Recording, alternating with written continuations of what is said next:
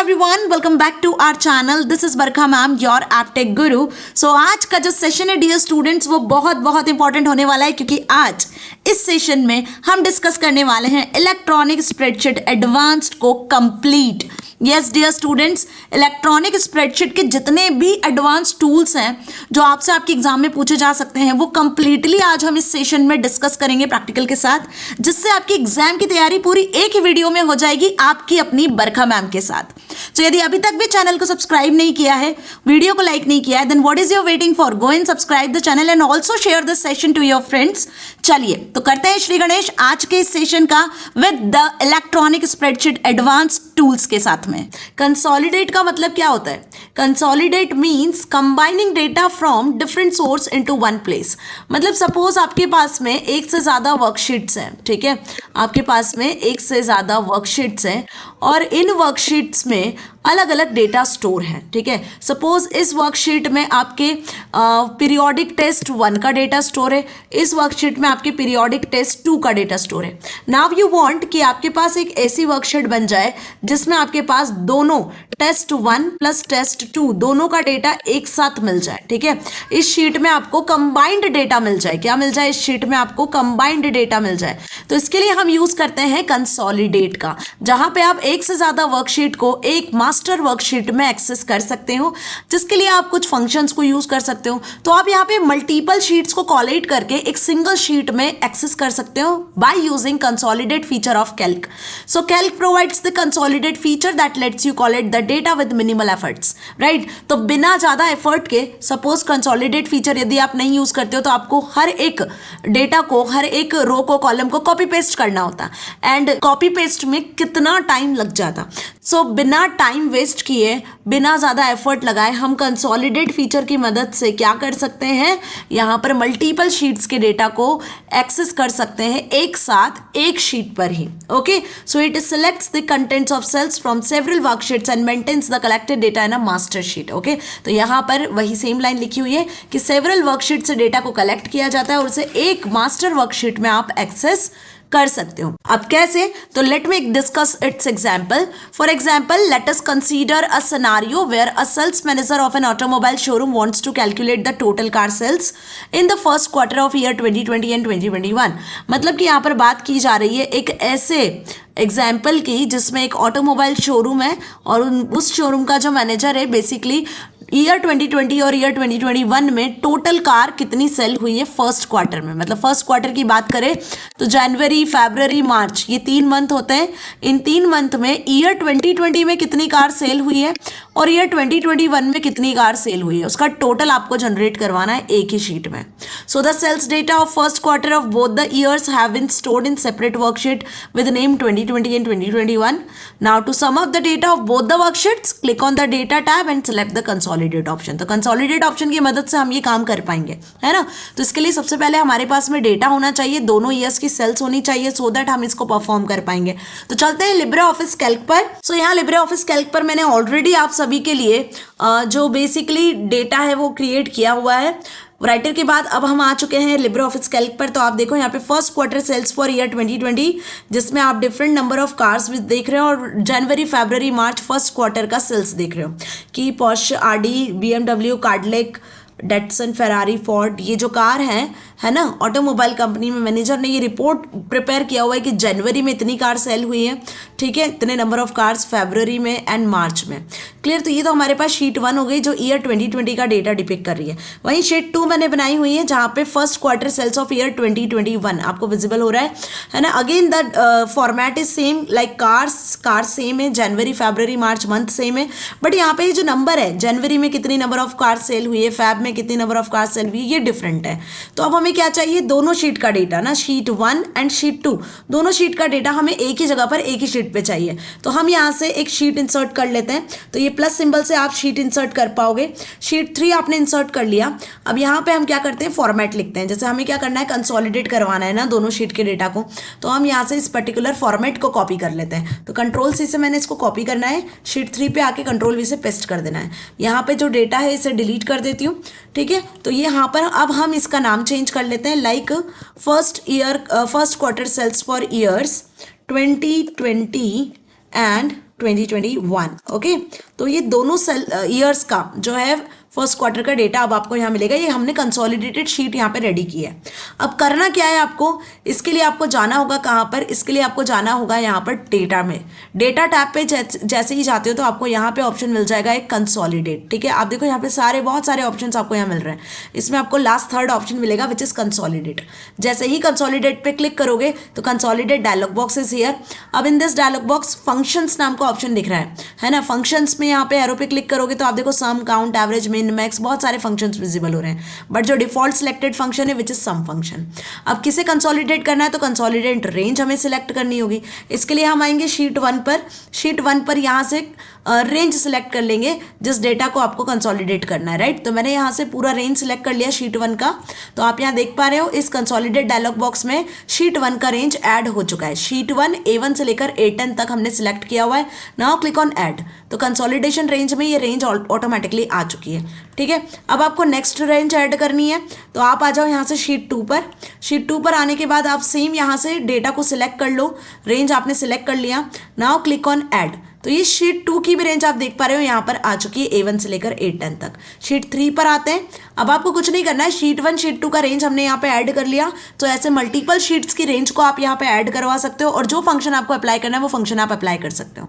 Now click on okay. तो जैसे ही okay पे क्लिक किया तो आप देख सकते हो कि यहाँ पर ये कंसोलिडेट डेटा आपके सामने आ चुका है ना। फर्स्ट शीट पर आते हैं तो देखो जनवरी की सेल 350 है। सेकंड शीट पे आते हैं जनवरी की सेल 456 है। थर्ड शीट पे आते हैं कंसोलिडेट शीट पे तो आप देखोगे जनवरी की सेल्स ऐड होकर 806 दिख रही है। ऐसे ही सारी वैल्यूज आपको यहाँ पर ऐड होकर ही शो हो रही है। तो ये होपफुली आपको समझ में आया कि शीट 1 शीट 2 मल्टीपल शीट से आपने डेटा को एक्सेस किया और यूं चुटकियों में एक सिंगल क्लिक पे आपने टोटल जनरेट कर लिया दोनों ईयर्स की सेल्स का विदाउट एनी एफर्ट, बिना कॉपी पेस्टिंग के आपने ये काम किया हुआ है। ओके, तो करना क्या था, हमें यहाँ पर डेटा पर जाना था, कंसोलिडेट पे क्लिक करना था। कंसोलिडेट डायलॉग बॉक्स में ध्यान रखना है आपको फंक्शन सेलेक्ट करना है और रेंज सेलेक्ट करना है। Now click on okay. तो आंसर आपके सामने होगा। तो ये 3 चीजें, 3-4 स्टेप्स हैं जो आपको ध्यान रखनी है। नाउ ये तो था कंसोलिडेट फंक्शन। आगे बढ़ते हैं, सब टोटल्स पर आते हैं। अब देखो सब टोटल्स का क्या मतलब होता है। ये फीचर कैल्क का बहुत ही कमाल का फीचर है जिससे आप सब टोटल कैलकुलेट करवा सकते हो, जो कि हेल्प करता है डेटा को समराइज करने में। मतलब फॉर एग्जांपल आपके पास में कोई डेटा है जिसमें रिपीटिंग वैल्यूज हैं। ओके, तो यदि आप उन रिपीटिंग वैल्यूज का ग्रुप बनाकर उनका सब टोटल जनरेट करवाना चाहते हो और अकॉर्डिंग टू दिस कोई डेटा को समराइज करवाना चाहते हो तो भाई सब टोटल फीचर यहाँ पर बहुत हेल्प करता है। So it helps you to manage, analyze and extract specific information from rows of related data. Okay, आप इस लाइन से अवेयर हो जाओ, रिलेटेड डेटा की यहाँ बात की जा रही है क्योंकि जो ग्रुप क्रिएट होगा टोटल करने के लिए, सब टोटल के लिए, वो रिलेटेड डेटा ही होगा।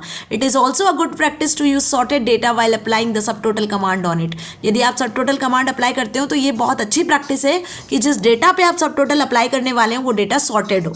अब एग्जाम्पल ले लेते हैं। Suppose let us consider an example where a senior sales manager of a reowned publication wants to calculate the subtotals of cells of each employee as well as the total cells। मतलब उसको हर एक employ की sales तो calculate करनी ही है, साथ ही उसको total sales भी कैलकुलेट करनी है। तो एक कंपनी का जो मैनेजर है उसे हर एक एम्प्लॉय की सब टोटल करना है सेल्स को और साथ ही एट लास्ट टोटल सेल्स भी जनरेट करवानी है। तो इसके लिए ऑलरेडी मैंने कैल्क में एक डेटा प्रिपेयर किया हुआ है अकॉर्डिंग टू दिस एग्जाम्पल। चलते हैं वापस कैल्क पर। तो आप यहाँ पे देखोगे कि मैंने ऑलरेडी एक शीट क्रिएट की हुई है आप सभी के लिए। ओके, अब यहाँ आप देखो ये शीट है हमारी सब टोटल्स के लिए। तो सेल्स एग्जीक्यूटिव जिसने बेसिकली आप यहाँ देख पा रहे हो सेल्स एग्जीक्यूटिव अनिकेत, दिनेश, कविता, रजन, है ना। इसको थोड़ा जूम इन करती हूँ तो आपको क्लियर विजिबल हो जाएगा। और इसी के साथ में मंथ नवंबर और अक्टूबर, है ना। नवंबर अक्टूबर की सेल्स आपको यहाँ दिख रही है। अनिकेत का नवंबर अक्टूबर का सेल्स, दिनेश का अक्टूबर नवंबर का सेल्स, कविता का नवंबर अक्टूबर का सेल्स। तो इस तरीके से यहाँ पे आप देखो सेल्स भी विजिबल हो रही है। अब हम क्या चाहते हैं कि यहाँ पर अनिकेत जो एम्प्लॉय है उसकी दोनों मंथ की सेल जो है उसका सब टोटल आ जाए, दिनेश की सेल्स का सब टोटल आ जाए। अब ये सब टोटल करने में आपको टाइम भी लगेगा, कितनी बार सम फंक्शन को आपको अप्लाई करना पड़ेगा बिकॉज यहाँ पे बहुत सारे एम्प्लॉयज हैं। ओके, तो हम यहाँ पर एक्सेल का तो हम यहाँ पर कैल्क का एक फीचर यूज करने वाले हैं जिसका नाम है सब टोटल। करना क्या है आपको, सबसे पहले आपको पूरा डेटा सिलेक्ट कर लेना है जिस पर आपको सब टोटल अप्लाई करना है। तो मैंने यहाँ पर ये पूरा डेटा सिलेक्ट कर लिया, इसको जूम इन कर लेती हूँ ताकि आपको पूरा क्लियर शो हो सके। अब आपको जाना है अगेन डेटा टैब पर, याद रखना first select the sales, data tab पे जाना है। डेटा टैब पे जाने के बाद में लास्ट से थर्ड पे आपको कंसोलिडेट मिला था, थोड़ा सा ऊपर जाओगे तो आपको सब टोटल्स मिल जाएगा। सब टोटल्स पे जैसे ही क्लिक करोगे तो सब टोटल्स नाम का एक डायलॉग बॉक्स आपके सामने खुल जाएगा। अब यहाँ पे ध्यान रखना, इस सब टोटल डायलॉग बॉक्स में आपको क्या करना है, ग्रुप सिलेक्ट करना है, जिस ग्रुप के अकॉर्डिंग आपको टोटल कैलकुलेट करवाना है। तो हमारे पास जो ग्रुप होगा वो सेल्स एग्जीक्यूटिव होगा। अनिकेत, दिनेश, कविता, रजन, राजू, 5 एम्प्लॉयज है। इन 5 एम्प्लॉयज के दो बार आपको यहाँ पे नेम रिपीट होते दिख रहे हैं क्योंकि 2 मंथ की सेल्स है। तो यहाँ पे हम जो ग्रुप क्रिएट करेंगे वो सेल्स एग्जीक्यूटिव के अकॉर्डिंग क्रिएट करेंगे। आप चाहो तो यहाँ पे कुछ भी सिलेक्ट कर सकते हो, कोई सा भी कॉलम सिलेक्ट कर सकते हो, सारे कॉलम यहाँ विजिबल है। ओके, नाउ इसी के साथ आप सिलेक्ट कर सकते हो ऑल कॉलम्स को भी, तो ऑल कॉलम सिलेक्ट हो जाएंगे। अब आपको बेसिकली यहाँ पे देखा जाए तो सेल्स किसके अकॉर्डिंग कैलकुलेट करवाना है, कैलकुलेट सब टोटल्स फॉर सेल्स अकॉर्डिंग ना। तो कॉलम सी को हम यहाँ सिलेक्ट कर लेते हैं क्योंकि हमें जो सम करवाना है वो सेल्स का ही करवाना है। तो यहाँ पे फंक्शन भी देखो सम सिलेक्टेड है। तो ध्यान रखना सब टोटल जो डायलॉग बॉक्स है बेसिकली इसमें आपको ग्रुप बाय, जिसमें आपको जिस कॉलम के अकॉर्डिंग ग्रुपिंग करनी है वो सिलेक्ट करना है, जिस कॉलम के अकॉर्डिंग टोटल जनरेट करवाना है सब टोटल तो वो कॉलम सिलेक्ट करना है, और सम करवाना है, काउंट करवाना है, एवरेज, मिन, मैक्स, कौन सा फंक्शन अप्लाई करना है। Functions are also here and default sum function is selected, function select कर लेना है। Now click on okay. तो आप देखो यहाँ पर जैसे ही ओके पे क्लिक किया तो अनिकेत का सम आपको यहाँ पे विजिबल हो रहा है, दिनेश का सब टोटल यहाँ विजिबल हो रहा है, कविता का सब टोटल विजिबल हो रहा है, रजन का सब टोटल विजिबल हो रहा है ना। As you see this is Rajan's total, this is Kavita total, Dinesh total, Aniket subtotal, वहीं राजू का ये सब टोटल यहाँ विजिबल हो रहा है, और लास्ट में आप देखोगे कि आपको ग्रैंड टोटल भी यहाँ विजिबल हो रहा है। तो ये ग्रैंड टोटल आप देख पा रहे हो 44,7590, this is the total sales. तो होपफुली आपको इतना अच्छे से समझ में आया कि जब हमें कुछ चीजें कैलकुलेट करवानी होती है either in form of group और ग्रैंड टोटल फॉर्मेट, तो वी यूज सब टोटल्स। तो इस तरीके का जब डेटा आपके पास होता है तो आप सब टोटल्स भी कैलकुलेट करवा सकते हो, साथ ही आप ग्रैंड टोटल भी कैलकुलेट करवा सकते हो, है ना। प्रॉपर फॉर्मेट में आपको सारी चीजें मिलती है, right. Now move to the next which is what if analysis tool. अब ये व्हाट इफ एनालिसिस टूल अपने आप में बहुत इंपॉर्टेंट है। What if analysis means what, कि आपके पास डेटा होता है, उस डेटा में से आपको क्या डेटा एनालाइज करना है, किस डेटा पे आप सर्टेन वैल्यूज के अकॉर्डिंग आउटकम चाहते हो, रिजल्ट चाहते हो, वो आप यहाँ फाइंड आउट करवा सकते हो। So what if analysis is a process of changing the values in a cells to see how those changes will affect the outcome of the formulas on a worksheet. बहुत important से definition लिखी हुई है what if analysis की, और ये generally users को ज़रूरत पड़ती है। शीट में जब हमारे पास बल्क में डेटा होता है तो हम ये चाहते हैं कि भाई अगर ये डेटा होगा तो इसके अकॉर्डिंग क्या आउटपुट मिलेगा। यदि आपने 5 सब्जेक्ट के मार्क्स एंटर किए हुए हैं तो आपका टोटल क्या जनरेट होना है। यदि किसी एक सब्जेक्ट के मार्क्स में आप चेंजेस करते हो तो टोटल कितना हो जाएगा, उस बेसिस पर आपका परसेंटेज कितना कैलकुलेट होगा। यदि आपने एक सब्जेक्ट के मार्क्स में चेंज कर दिया या 4 सब्जेक्ट के मार्क्स में चेंजेस कर दिए तो उसके अकॉर्डिंग परसेंटेज में क्या चेंज होंगे। तो ऐसे जब चीज़ें आपको फाइंड आउट करनी होती है तब हम व्हाट इफ एनालिसिस का यूज करते हैं, जिसके लिए आपको यहाँ पर कैल्क में भी और एक्सेल में भी हर जगह आपको क्या मिलते हैं, ये ऑप्शंस मिल जाते हैं, जैसे scenario manager, goal seek and solver. ठीक है, तो ऐसा बिल्कुल मत सोचना कि एक्सेल में नहीं मिलते, हम कैल्क पढ़ रहे हैं तो भाई ओपन ऑफिस कैल्क की बात करूं या फिर मैं माइक्रोसॉफ्ट एक्सेल की बात करूं, किसी भी ओपन ऑफिस सॉफ्टवेयर की बात कर लूं, माइक्रोसॉफ्ट ऑफिस की बात कर लूं, हर जगह आपको ये ऑप्शन सेम मिलते हैं। ठीक है, तो इतना ध्यान रखना है। तो अब इसका बेस्ट एग्जांपल यदि मैं लूं तो यहाँ पे हम सबसे पहले डिस्कस करेंगे सिनारियो मैनेजर को, है ना। सिनारियो क्या होता है, सिनारियो मतलब अलग अलग कंडीशंस। ठीक है, जो मैंने अभी आपको बताया कि सिनारियो सबसे ज़्यादा इंपॉर्टेंट टूल है कैल्क का, through which we can use to test the what if questions. इसकी मदद से हम व्हाट इफ क्वेश्चन को टेस्ट कर सकते हैं। It enables you to manage and view data from different input values. अलग अलग इनपुट वैल्यूज पर आप अलग अलग कंडीशंस को, अलग अलग सिनारियोज को क्रिएट कर सकते हो। तो आपके पास में बहुत सारी इनपुट वैल्यूज होंगी, उन इनपुट वैल्यूज के अकॉर्डिंग आप डिफरेंट कैटेगरीज के अकॉर्डिंग सिनारियोज क्रिएट कर सकते हो। जैसे फॉर एग्जांपल कि हम बात करते हैं कि इंडिया और पाकिस्तान का मैच होता है सपोज। ठीक है, अब क्रिकेट में होपफुली सभी को इंटरेस्ट होगा। 50 ओवर का मैच होता है, हमने ये प्रिडिक्ट किया या हमने ये मान लिया कि 50 ओवर में इंडिया जो रन बना लेती है वो सपोज 400 रन बनाती है। तो 400 रन बनाने के लिए हम ये मान लेते हैं कि इंडिया को कितने रन पर ओवर बनाने होंगे। तो सपोज 7 से 8 पर ओवर, एक ओवर ओवर में इतने रन बनाने होंगे जब जाके वो 400 को अचीव कर पाएगा, है ना। वही यदि आप मान लो कि इंडिया को सपोज 300 रन बनाने हैं तो यहाँ पर 6 रन एक ओवर में इंडिया को बनाने होंगे 6 बॉल पे, जब जाके वो 300 को अचीव करेगा। तो यहाँ पे आपने ये सिनारियो 1 बना लिया, ये सिनारियो 2 बना लिया। तो ऐसे आप अलग अलग इनपुट वैल्यूज पर अलग अलग सिनारियोज को डिफाइन कर सकते हो, है ना। अब इनके लिए आपको कैलकुलेशन नहीं करना, ये कैलकुलेशन सब आपको कैल्क करके देगा। ओके, तो यहाँ पे एक एग्जांपल लेते हैं। Suppose you want to take a loan from 50 lakh from a bank and different bank offer you तो डिफरेंट इंटरेस्ट रेट। ऑब्वियसली बात है कि यदि आपको 50 लाख का लोन लेना है तो 50 लाख के लोन पर आपको हर बैंक एक जैसा तो इंटरेस्ट रेट देगी नहीं। सपोज मैं बात करूं SBI बैंक की या HDFC बैंक की या ICI या IDBI, तो यदि मैं SBI बैंक की बात करती हूँ तो SBI आपको 9% का लोन इंटरेस्ट रेट ऑफर करती है, HDFC बैंक आपको 12% का इंटरेस्ट ऑफर करती है, ICI बैंक आपको 11% का इंटरेस्ट रेट बताती है और IDBI आपको 8% का इंटरेस्ट बनाती है। तो यहाँ पर आप देखो अलग अलग सिनारियोज बने हुए हैं। आपको लोन सेम 50 लाख का लेना है सारी बैंक से, तो ये तो फिक्स्ड हमारा अमाउंट है, लेकिन ये जो इंटरेस्ट रेट है ये बदल रहा है और इसके कारण यहाँ पे 4 अलग अलग सिनारियोज क्रिएट हो रहे हैं। तो अब यहाँ पे आपकी EMI कितनी जनरेट होगी, आपको क्या फाइंड आउट करना है कि भाई यहाँ पे आपकी EMI कितनी होगी जब आप 360 के अकॉर्डिंग लेकर चलते हो टाइम पीरियड। ओके, तो ये सिनारियो में EMI कैसे कैलकुलेट करना है, तो इसके लिए हम लगाएंगे एक PMT फॉर्मूला।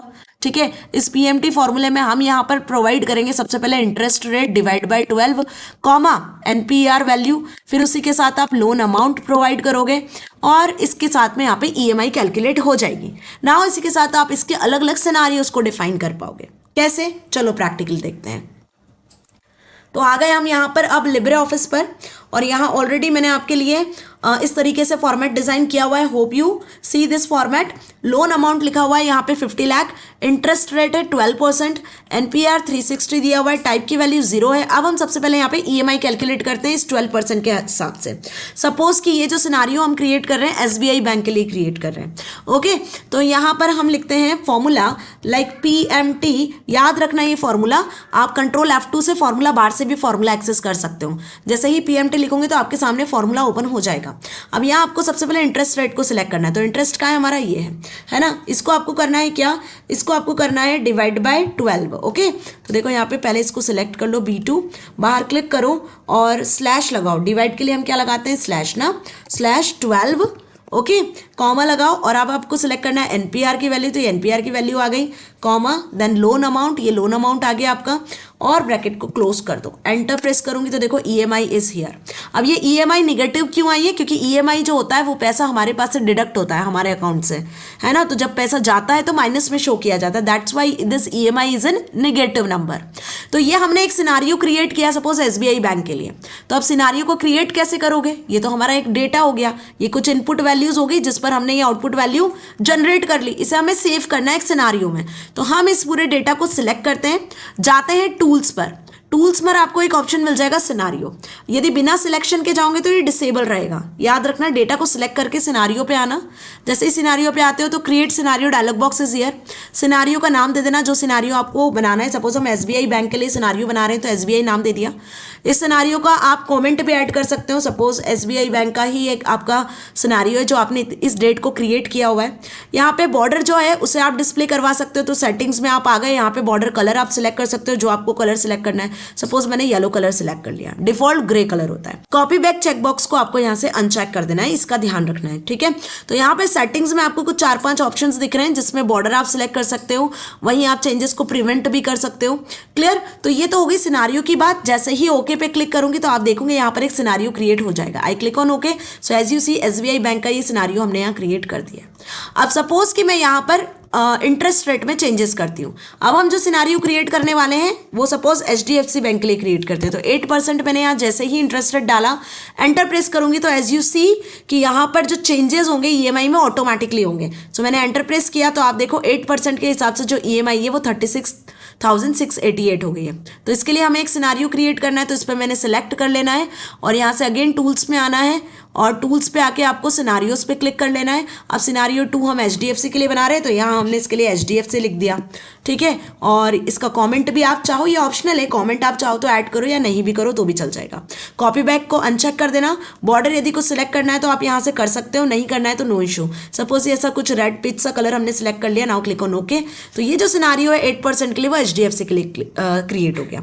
अब इस एरो पे यदि आप क्लिक करते हो तो आप देखो आपको दोनों सिनारियोज यहाँ विजिबल हो रहे हैं, HDFC बैंक और SBI बैंक। सपोज मैं SBI पे क्लिक करती हूँ तो ये SBI बैंक का आपके पास में पूरा डिटेल आ गया। HDFC पे क्लिक करती हूँ तो HDFC का डिटेल आपके सामने है। तो इस तरीके से आप अलग अलग सिनारियोज को क्रिएट कर सकते हो। Again I want to change here, suppose मैं यहाँ पे चेंज करती हूँ, क्या यहाँ पे सपोज मैं चेंज करती हूँ 8 की जगह पर just I change like 5%, okay. Enter press करूंगी तो EMI अगेन आपकी 26,841 हो गई। इस सिनारियो को हम सेव कर देते हैं सिलेक्ट करके। तो यहाँ मैं जाती हूँ टूल्स में, सिनारियोज में आती हूँ। सपोज इसको मैं यहाँ पे से नाम दे देती हूँ IDBI बैंक, ओके। तो IDBI बैंक हमने यहाँ दे दिया। कॉमेंट भी आप ऐड कर सकते हो। इसको हम डिफॉल्ट डिस्प्ले बॉर्डर में रखते हैं, जो ग्रे कलर की बॉर्डर है। Now click on okay. तो ये जो लोन अमाउंट अब आपने यहाँ पे देखा है 5% के अकॉर्डिंग IDBI बैंक का सिनारियो बन चुका है। आई क्लिक हियर, तो यहाँ से आप देखो SBI बैंक पे क्लिक करोगे तो SBI का सिनारियो दिखेगा, HDFC पे क्लिक करोगे तो उसका सिनारियो दिखेगा, IDBI पे क्लिक करोगे तो वो सिनारियो दिखेगा। तो ये तो बात हो गई सिनारियो को क्रिएट करने की। लेकिन इस सिनारियो में यदि एडिटिंग करना है, इसको डिलीट करना है तो क्या करोगे? तो भाई यहाँ आ जाना साइड बार में, है ना। ये साइड बार में आप देख रहे हो, यहाँ पर आपको नेविगेटर दिखेगा, दिख रहा है ये लास्ट सेकंड। इस पर जैसे ही क्लिक करूंगी मैं तो आप देख पाओगे कि यहाँ पे आपको नेविगेटर पेन ओपन होता हुआ दिखेगा। अब इसमें आपको यहाँ पे इस प्लस सिंबल पे क्लिक करना है। जैसे ही प्लस पे क्लिक करोगे तो आपके सामने सारे सिनारियोज दिखेंगे, है ना। SBI, HDFC, IDBI जो सिनारियोज हमने यहाँ बनाए, यहाँ पे से आप क्लिक करना है सिनारियो पे, तो आपको वो तीनों सिनारियोज यहाँ विजिबल हो जाएंगे। अब जिस सिनारियो में चेंज करना है उस पर क्लिक करना, और या तो फिर आप यहाँ पे राइट क्लिक करोगे तो आपको डिलीट और प्रॉपर्टीज दो ऑप्शंस मिल जाएंगे। यदि सिनारियो डिलीट करना है SBI वाला तो डिलीट कर सकते हो। जैसे सपोज मैंने डिलीट कर दिया तो ये पूछ रहा are you sure you want to delete the scenario. So हमने येस पे क्लिक करना है तो सिनारियो डिलीट हो गया। देखो अब SBI वाला सिनारियो यहाँ से डिलीट हो चुका है। इस पर भी क्लिक करोगे तो यहाँ HDFC आपको मिलेगा और IDBI मिलेगा। SBI हमने यहाँ से डिलीट कर दिया।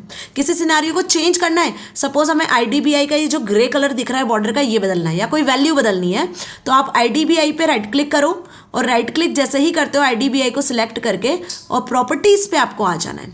तो यहाँ पे आपने जो सिनारियो क्रिएट किया था वो एज इट इज यहाँ विजिबल हो जाएगा। अब यहाँ से आप चेंज कर सकते हो। सिनारियो का नाम बदलना है, नाम बदल सकते हो। कॉमेंट ऐड करना है, कॉमेंट बदल सकते हो।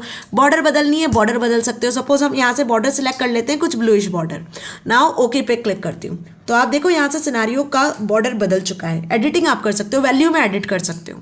तो ये तो था सिनारियो, होपफुली अच्छे से समझ में आया। बढ़ते हैं आगे। सो इसी के साथ सिनारियो मैनेजर की कहानी यहाँ तक ही है। सिनारियो मैनेजर को कैसे एक्सेस करना है, तो टूल्स टैब में जाके आपको सिनारियो पे क्लिक करना होगा, okay.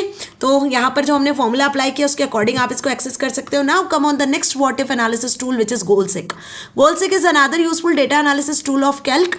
It is used to set a goal to find the optimum value for one or more target values given with a certain conditions. तो होपफुली आपको इसका डेफिनेशन अच्छे से समझ में आया होगा। जैसा इसका नाम है ना वैसा इसका काम है। गोल सिक मतलब यहाँ पे हमारे पास एक टारगेट वैल्यू होती है। क्या होती है? हमारे पास एक टारगेट वैल्यू होती है जो हमारा बेसिकली मेन गोल होता है ना, जिसे हमें अचीव करना होता है। तो हमारा काम होता है यहाँ गोल सिक में कि टारगेट वैल्यू को आपको अचीव करना है। अब कैसे टारगेट वैल्यू को अचीव करना है मैम? सुनो, जैसे सपोज मान लो कि मैं एक एग्जांपल लेती हूँ। हमारे पास यहाँ पर क्वांटिटी दी हुई है, जो आपने सामान परचेज किया उसकी क्वांटिटी सपोज आपने यहाँ पर परचेज किया है 20 क्वांटिटीज़ में, है ना। अब प्राइस जो था जिस पर आपने क्वांटिटी परचेज किया वो प्राइस था सपोज 5।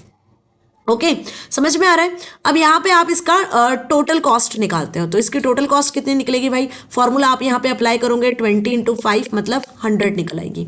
अब मेरे पास जो टारगेट वैल्यू थी, मेरे पास जो टारगेट अमाउंट था, वो टारगेट अमाउंट मेरे पास था सपोज कितना? टारगेट अमाउंट मेरे पास है कि 200 रुपये थे, ठीक है। अब मुझे जो 200 रुपये उसके अकॉर्डिंग मुझे यहाँ पर चेंजेस करने होंगे। प्राइस तो फिक्स है क्वांटिटी, लेकिन हम यहाँ पे 200 रुपये के हिसाब से क्वांटिटी में चेंजेस कर सकते हैं।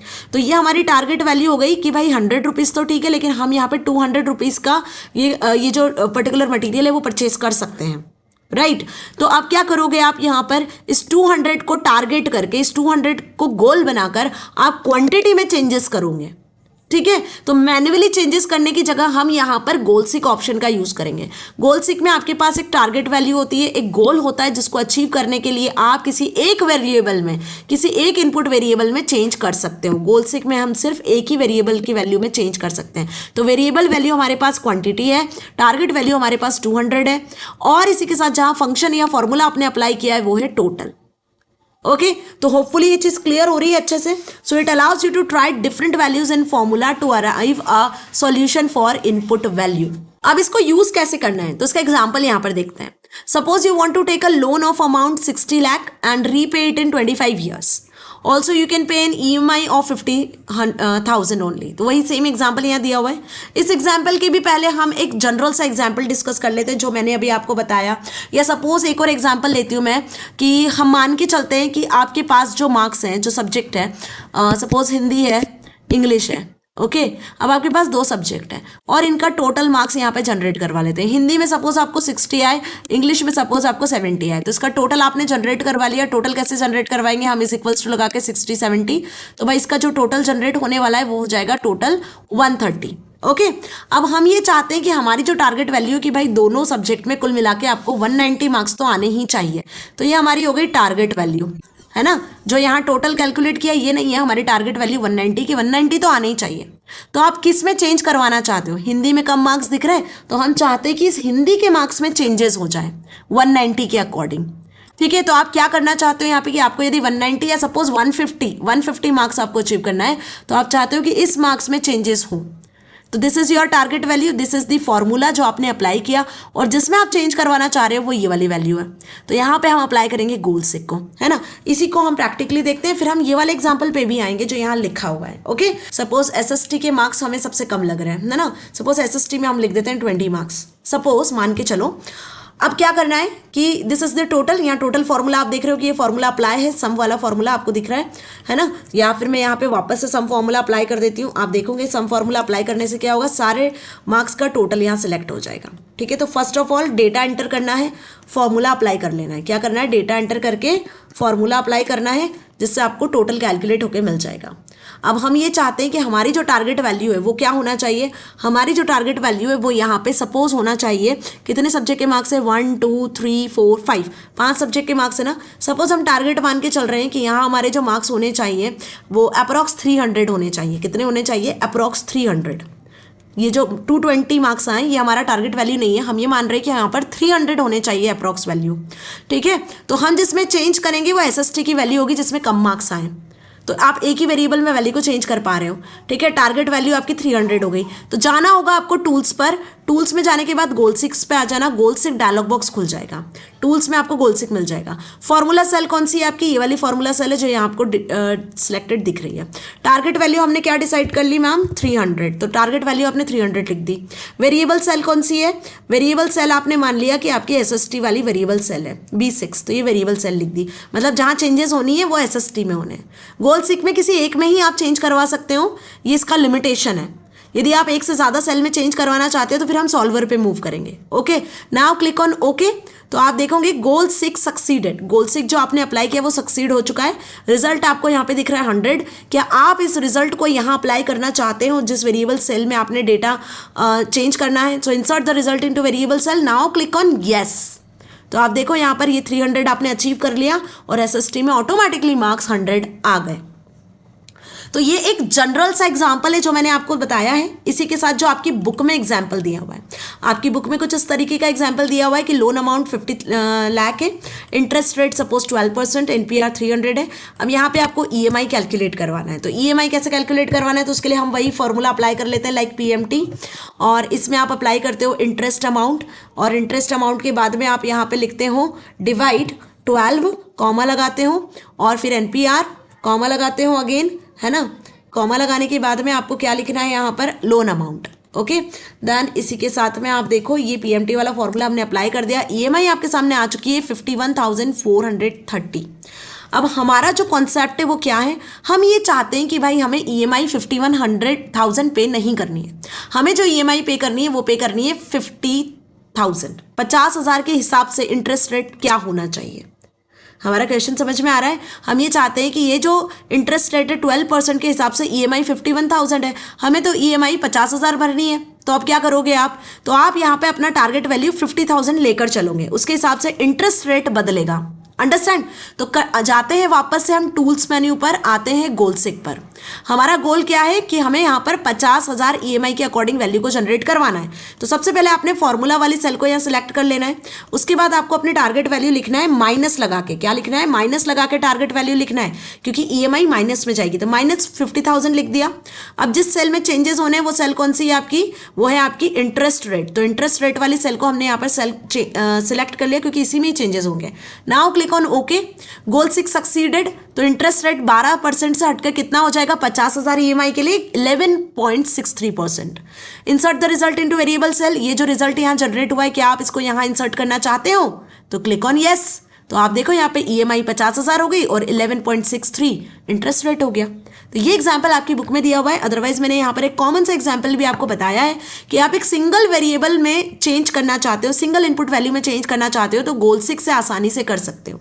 बट व्हाट अबाउट कि आपको यहाँ पर मल्टीपल वैल्यूज में चेंजेस करने हैं, तो क्या करोगे? तो हम यहाँ पे यूज करेंगे सॉल्वर का। ओके तो अब देखो यहाँ पर solver is the another what if analysis tool. It follows the goal seek method to solve the equations but more elaborately. ठीक है कि ये गोलसिक मेथड को यूज करता है, लेकिन इसका इलैबोरेट फॉर्म है। गोलसिक में आपके पास में एक लिमिटेशन था, गोलसिक में हमारे पास में एक लिमिटेशन था कि आप सिर्फ एक सिंगल वेरिएबल को ही चेंज कर सकते हो, सिंगल वेरिएबल को ही आप बदल सकते हो, सिंगल वेरिएबल सेल पर ही आप चेंजेस अप्लाई कर सकते हो। बट यहाँ पर आप मल्टीपल अननोन वेरिएबल्स की वैल्यू को फाइंड आउट करवा सकते हो, मल्टीपल वेरिएबल की वैल्यू को चेंज कर सकते हो। किसमें? सॉल्वर में। आई बात समझ में? This is the basic difference between them. ये आता है एग्जाम में। So the only difference between goal seek and solver is that the solver deals with equations with multiple unknown variables. It is the elaborate form of goal seek. ये as it is जो lines या 3-4 लिखी हुई है ना, this is very very important lines. Okay ये definition में पूछते हैं, डिफरेंस में आता है 2 नंबर के, तो यही लिख कर आना है।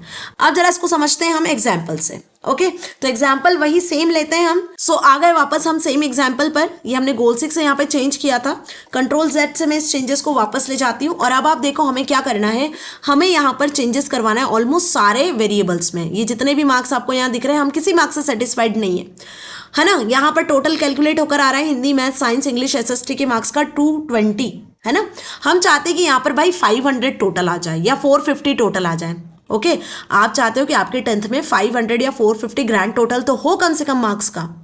तो आपका टारगेट वैल्यू क्या है? 450। तो 450 के हिसाब से यहाँ पे हर एक सब्जेक्ट में के मार्क्स में चेंजेस होने चाहिए, राइट।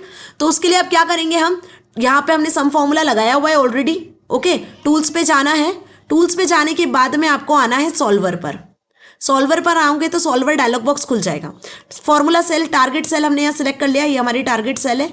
ठीक है अब टारगेट क्या है? टारगेट है आपका वैल्यू कि आप चाहते हो कि यहाँ पे 450 के हिसाब से ये जो प्रॉब्लम है आपकी सॉल्व हो जाए, कि 450 के हिसाब से जो है मार्क्स डिस्ट्रीब्यूट हो जाए सारे सब्जेक्ट में। इतने इतने मार्क्स आपको लेकर आना है। किस सेल में चेंजेस करने हैं? तो भाई यहाँ पे आप अब एक सेल नहीं, यहाँ आप रेंज ऑफ सेल्स को सिलेक्ट कर पा रहे हो। This is the difference between goal seek and solver, जो आप देख पा रहे हो कि चेंजिंग सेल्स हमें इन सब में चेंजेस करना है, not only a single cell, हमें इन सभी में चेंजेस करने हैं। तो हमने ये सेल यहाँ सिलेक्ट कर ली। अब यहाँ पे आप लिमिटेशन भी लगा सकते हो, क्या कि यहाँ पे आप ये अप्लाई कर सकते हो कि जितने भी सेल्स में आप चेंजेस करने वाले हो, सेल रेफरेंस आपने यहाँ सिलेक्ट कर लिया, उनकी वैल्यूज 100 से क्या, उनकी वैल्यू 100 से ज़्यादा नहीं होनी चाहिए, क्योंकि मार्क्स तो आपके 100 ही अल्टीमेट, तो 100 से कम ही होनी चाहिए और 450 का डिवीजन इन सभी मार्क्स में होना चाहिए। तो ये मैंने यहाँ पे लिमिटिंग कंडीशंस भी दे दी। तो सॉल्वर का डायलॉग बॉक्स ध्यान से समझ लो। टारगेट सेल में आपको वो टारगेट सेल लिखना है। ऑप्टिमाइज रिजल्ट आपको मैक्सिमम चाहिए, मिनिमम चाहिए या किसी वैल्यू तक चाहिए, तो आप इन तीनों में से किसी को भी सिलेक्ट कर सकते हो।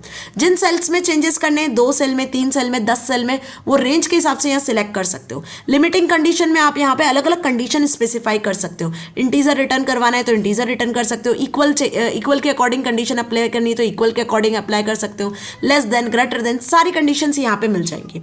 Now click on solve. तो देखो यहाँ पर सॉल्विंग सक्सेसफुली फिनिश्ड, 450 के हिसाब से मार्क्स ऑटोमेटिकली यहाँ पे फिल हो चुके हैं, ऑटोमेटिकली। अब यदि ये रिजल्ट आप चाहते हो तो कीप रिजल्ट पे क्लिक करूं, नहीं चाहते हो तो रिस्टोर प्रीवियस पे क्लिक करो। कीप रिजल्ट पे क्लिक किया तो ये रिजल्ट आपके सामने है, मार्क्स ऑटोमेटिकली चेंज हो गए। यहाँ पे आपको मेहनत करने की जरूरत नहीं है, एक सिंगल क्लिक पे बस आपने इनपुट करनी है वैल्यूज, फॉर्मूला अप्लाई करना है, सिंगल क्लिक पे आपके सामने आंसर मिलेगा। तो ये सबसे बेस्ट और सबसे इजी एग्जाम्पल है सॉल्वर को समझने का। आपकी प्रॉब्लम्स को क्विकली यहाँ पर सॉल्व किया जा सकता है कैल्क में। तो होपफुली आपको ये समझ में आया। बाय द वे आप अपनी बुक का एग्जाम्पल भी एग्जीक्यूट इसी तरीके से करके देख सकते हो, क्योंकि बुक में भी बहुत इजी स्टेप्स लिखी हुई हैं। अब यदि स्टेप्स आएगी एग्जाम में लिखने को तो आप इजी वे में लिख सकते हो यदि आपको कॉन्सेप्ट क्लियर हो चुका है तो। सो भाई यहाँ पे हम डिस्कस करने वाले हैं अब लिंकिंग के बारे में। मीन्स व्हाट, यदि आपके पास में 2 शीट्स हैं, ओके, आपके पास में क्या है, यदि 2 शीट्स हैं तो आप इन शीट को कैसे लिंक करोगे।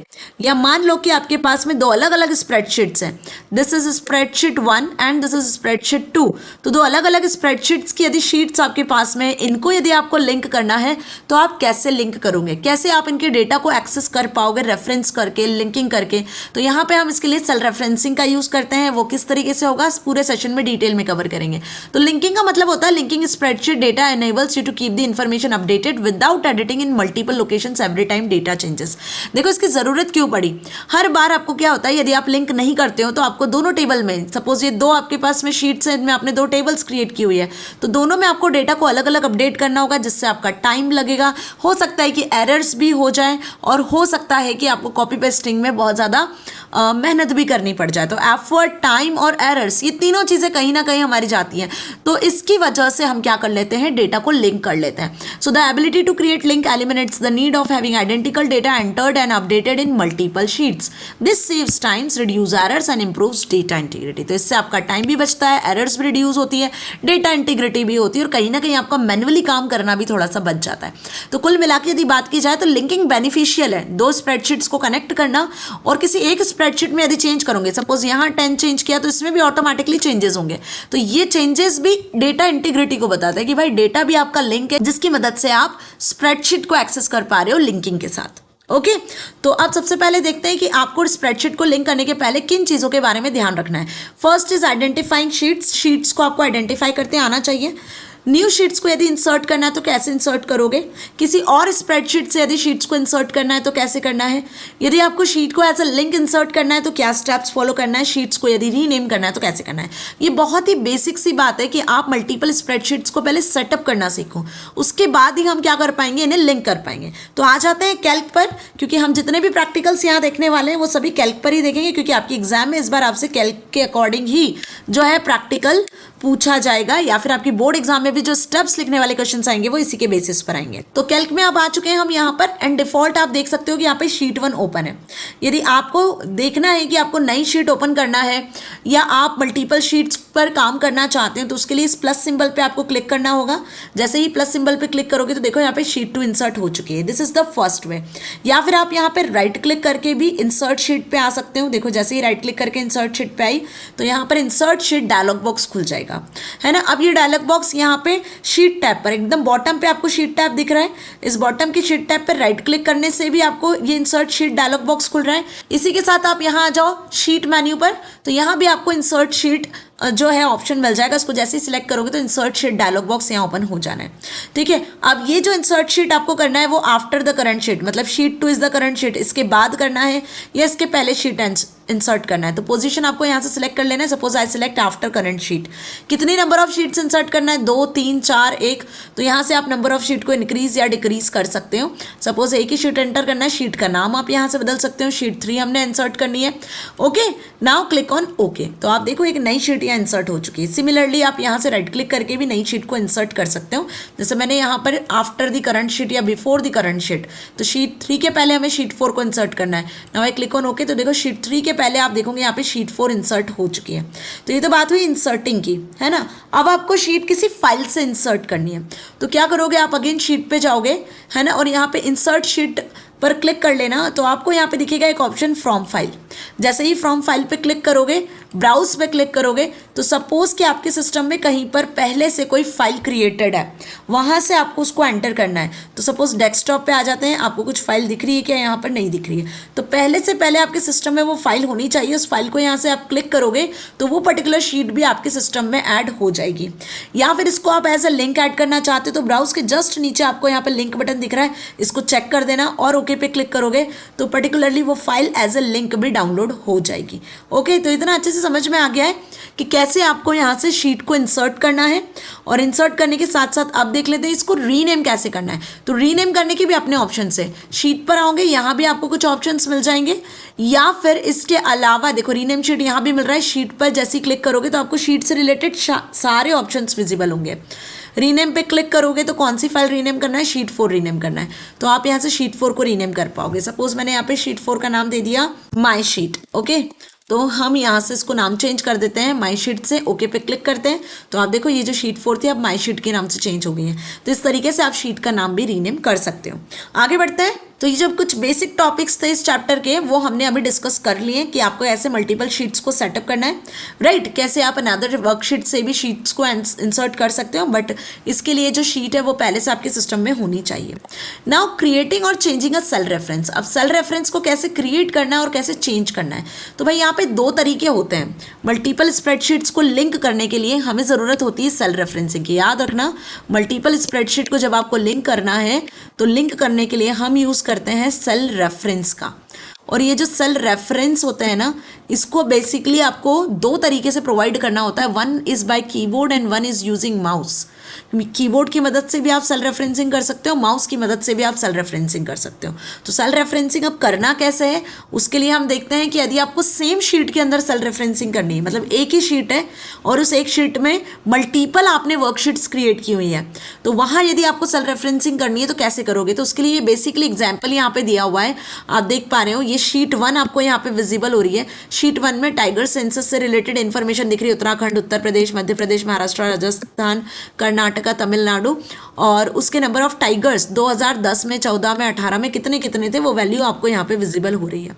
सिमिलरली टाइगर सेंसस नाम की शीट 2 है, जहाँ पे इन तीनों स्टेट का 2010, 2014, 2018 इन तीनों का उत्तराखंड का टोटल कितना आ रहा है ना, उत्तर प्रदेश का टोटल कितना है, टोटल कैलकुलेट करके आपको लेकर आना है।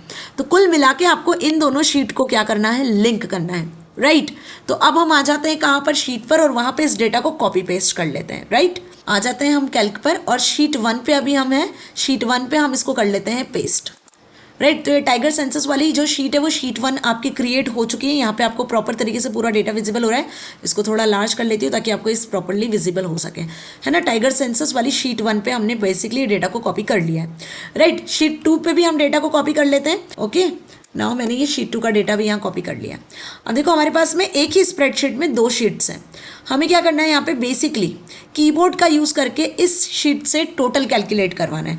उत्तराखंड में बेसिकली देखा जाए तो 227, 340, 442 है ना। ये बेसिकली 2010, 14 और 18 के टोटल टाइगर्स हैं जो हमें टोटल शीट 2 में करवाना है यहाँ पर। तो हम यहाँ फॉर्मूला मैन्युअली लिखेंगे, इज इक्वल्स टू लगाते हैं, सम लिखते हैं और सम में लगा देते हैं हम ब्रैकेट। अब यहाँ पे आपको लिखना होगा शीट का नाम। तो शीट का नाम क्या है, फिलहाल यहाँ पे शीट का नाम है शीट 1, है ना। तो हम यहाँ लिख लेते हैं शीट 1। शीट 1 के डेटा को आप एक्सेस करने वाले हो, राइट। तो यहाँ पे मैंने इसको डबल इन्वर्टेड में नहीं लिखना है, सिंगल इन्वर्टेड में लिखना है, लिखा, डॉट लगाया।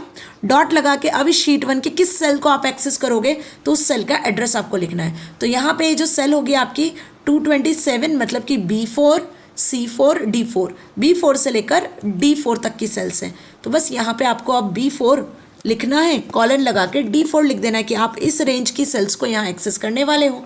ब्रैकेट क्लोज कर दो। देखो एंटर जैसे ही प्रेस करूंगी तो बेसिकली इस तरीके से आंसर आपके सामने होगा 1009। क्या लिखा था मैंने यहाँ पर, सम ब्रैकेट में sheet 1 dot B4 colon D4। आपके सामने एड्रेस दिख रहा है जो मैंने यहाँ पे मैन्युअली टाइप किया है कि हम शीट 1 के B4 से D4 की वैल्यू को टोटल यहाँ करवाना चाहते हैं। ओके, तो टोटल यहाँ आ चुका है। अब इसी तरीके से आप चाहो तो दूसरी सेल का भी टोटल करवा सकते हो, या फिर आप इसको जैसे ही ड्रैग करोगे तो ऑटोमेटिकली सभी सेल्स का टोटल यहाँ आ जाएगा। चाहो तो आप इसका टोटल करके देख सकते हो। ये शीट 1 है, 227, 340, 442 का टोटल करोगे तो भाई आंसर 1009 ही आएगा। तो ये हमने कीबोर्ड से किया है। अब यह आप माउस से भी कर सकते हो। उसके पहले आप ये देख लो कि क्या इसमें जब मैं चेंजेस करती हूँ तो वहाँ रिफ्लेक्ट होते हैं कि नहीं, क्योंकि हमने कहीं ना कहीं इसको लिंक किया हुआ है, राइट। तो सपोज मैं यहाँ पर 442 को 992 कर देती हूँ, तो अब देखना 992, 340 और 227, इसका टोटल सम कितना आ जाएगा? 1009 से तो ज़्यादा ही होगा, मतलब 1559 टोटल आ चुका है। 1009 से बदलकर अब 1559 हो चुका है। इसी तरीके से आप देख पा रहे हो कि अब ये दोनों शीट आपस में लिंक हो चुकी है सेल रेफरेंसेस की मदद से। सपोज राजस्थान वाली सेल में यहाँ 36 है, 45 है, 69 है, तो मैं इसको कर देती हूँ, इसका टोटल देख लो पहले, राजस्थान का कितना आ रहा है? 150 है ना। यहाँ सपोज हम चेंजेस कर देते हैं, इसको कर देते हैं 336, इसको कर देते हैं 445 और इसे कर देते हैं सपोज हम 5669। ओके, अब देखो इसका टोटल बढ़ जाना चाहिए, है ना। शीट 2 पे आके देखो, शीट 2 पे अब ये इसका टोटल हो गया 1450, मतलब 1450 इसका टोटल हो चुका है। पहले क्या था? बहुत लेस था।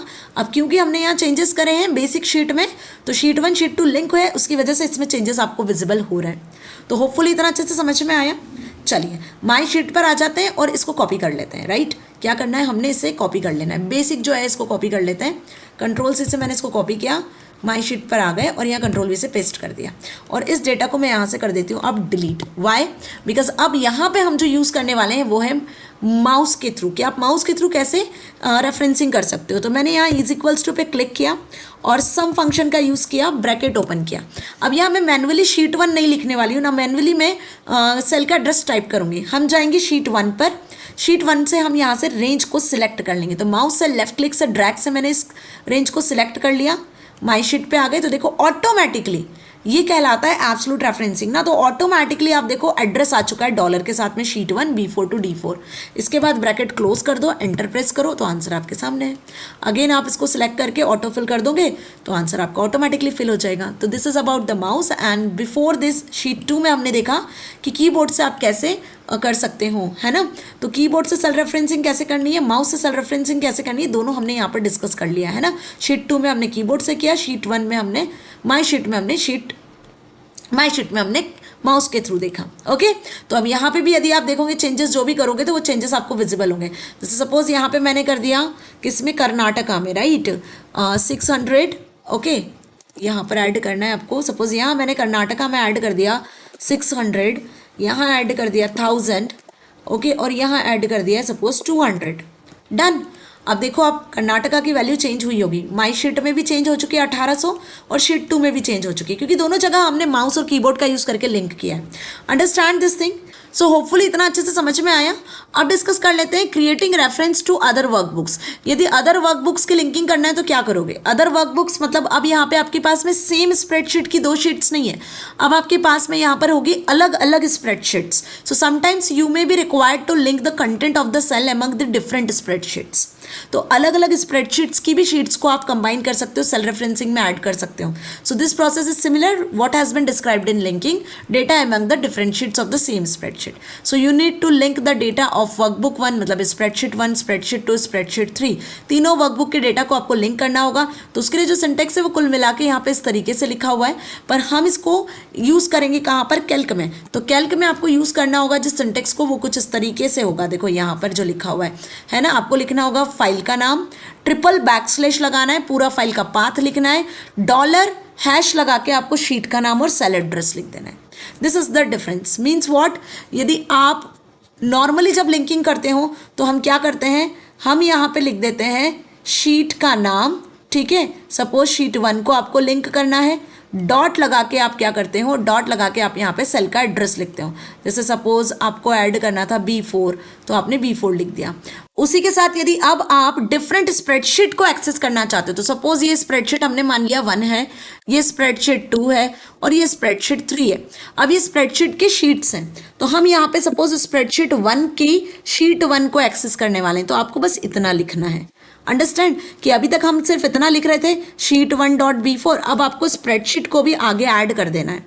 और इसको लिखने का तरीका क्या होता है, तो इसके लिखने का तरीका कुछ इस तरीके से होता है। आपको फाइल लिखना है, कॉलन लगाना है, 3 बैकस्लैश लगाना है, ध्यान रखना है। 3 बैकस्लैश लगाने के बाद प्रॉपर पाथ लिखना है, सी ड्राइव में, डी ड्राइव में, जहां भी फाइल सेव है वो भी आएगा आपका सिंगल इन्वर्टेड में। फिर $# लगा के आपको प्रॉपर तरीके से एड्रेस लिख देना है। ये कीबोर्ड में होता है। वैसे ही फिर आप माउस का भी कर सकते हो। तो इसके लिए जो एग्जाम्पल हम देखेंगे वो यही सेम एग्जाम्पल देख रहे हैं। इस एग्जाम्पल की मदद से हम इसको समझेंगे, ठीक है। तो देखो पहला जो यहाँ पे स्प्रेडशीट बना हुआ है इसमें यस बैंक का FD और अकाउंट बैलेंस लिखा है। दूसरा SBI बैंक का FD अकाउंट बैलेंस है। तीसरी शीट में कलेक्टिव डेटा आपको यहाँ कैलकुलेट करना है। इन दोनों शीट के डेटा को आपको ऐड करना है और यहाँ थर्ड शीट में एक्सेस करना है। ओके, चलिए इसको प्रैक्टिकल देखते हैं। सो लिब्रियोफिस कैल्क में मैंने यहाँ 3 स्प्रेडशीट्स बनाई हुई है, आप देख सकते हो। इसको थोड़ा सा जूम कर लेती हूँ तो आपको चीज़ें क्लियर हो जाएंगी। ये पहला हमने यहाँ पे स्प्रेडशीट क्रिएट किया हुआ है येस बैंक के लिए, ठीक है, स्प्रेडशीट 1, जिसको अनटाइटल 1 नाम से आप देख रहे हो। दूसरी स्प्रेडशीट हमने यहाँ पे क्रिएट की हुई है SBI बैंक के लिए, ठीक है, ये स्प्रेडशीट 2, आप देखो यहाँ अनटाइटल 2 लिखा हुआ है। और तीसरी स्प्रेडशीट हमने यहाँ क्रिएट की हुई है कलेक्टिव डेटा के नाम से, जहाँ पे अब हम टोटल कैलकुलेट करवाने वाले हैं। ओके, तो once we save this sheets, और इसके बाद फिर हम यहाँ पे एड्रेस लिख पाएंगे। तो फर्स्ट ऑफ ऑल Ctrl+S को सेव कर लेते हैं।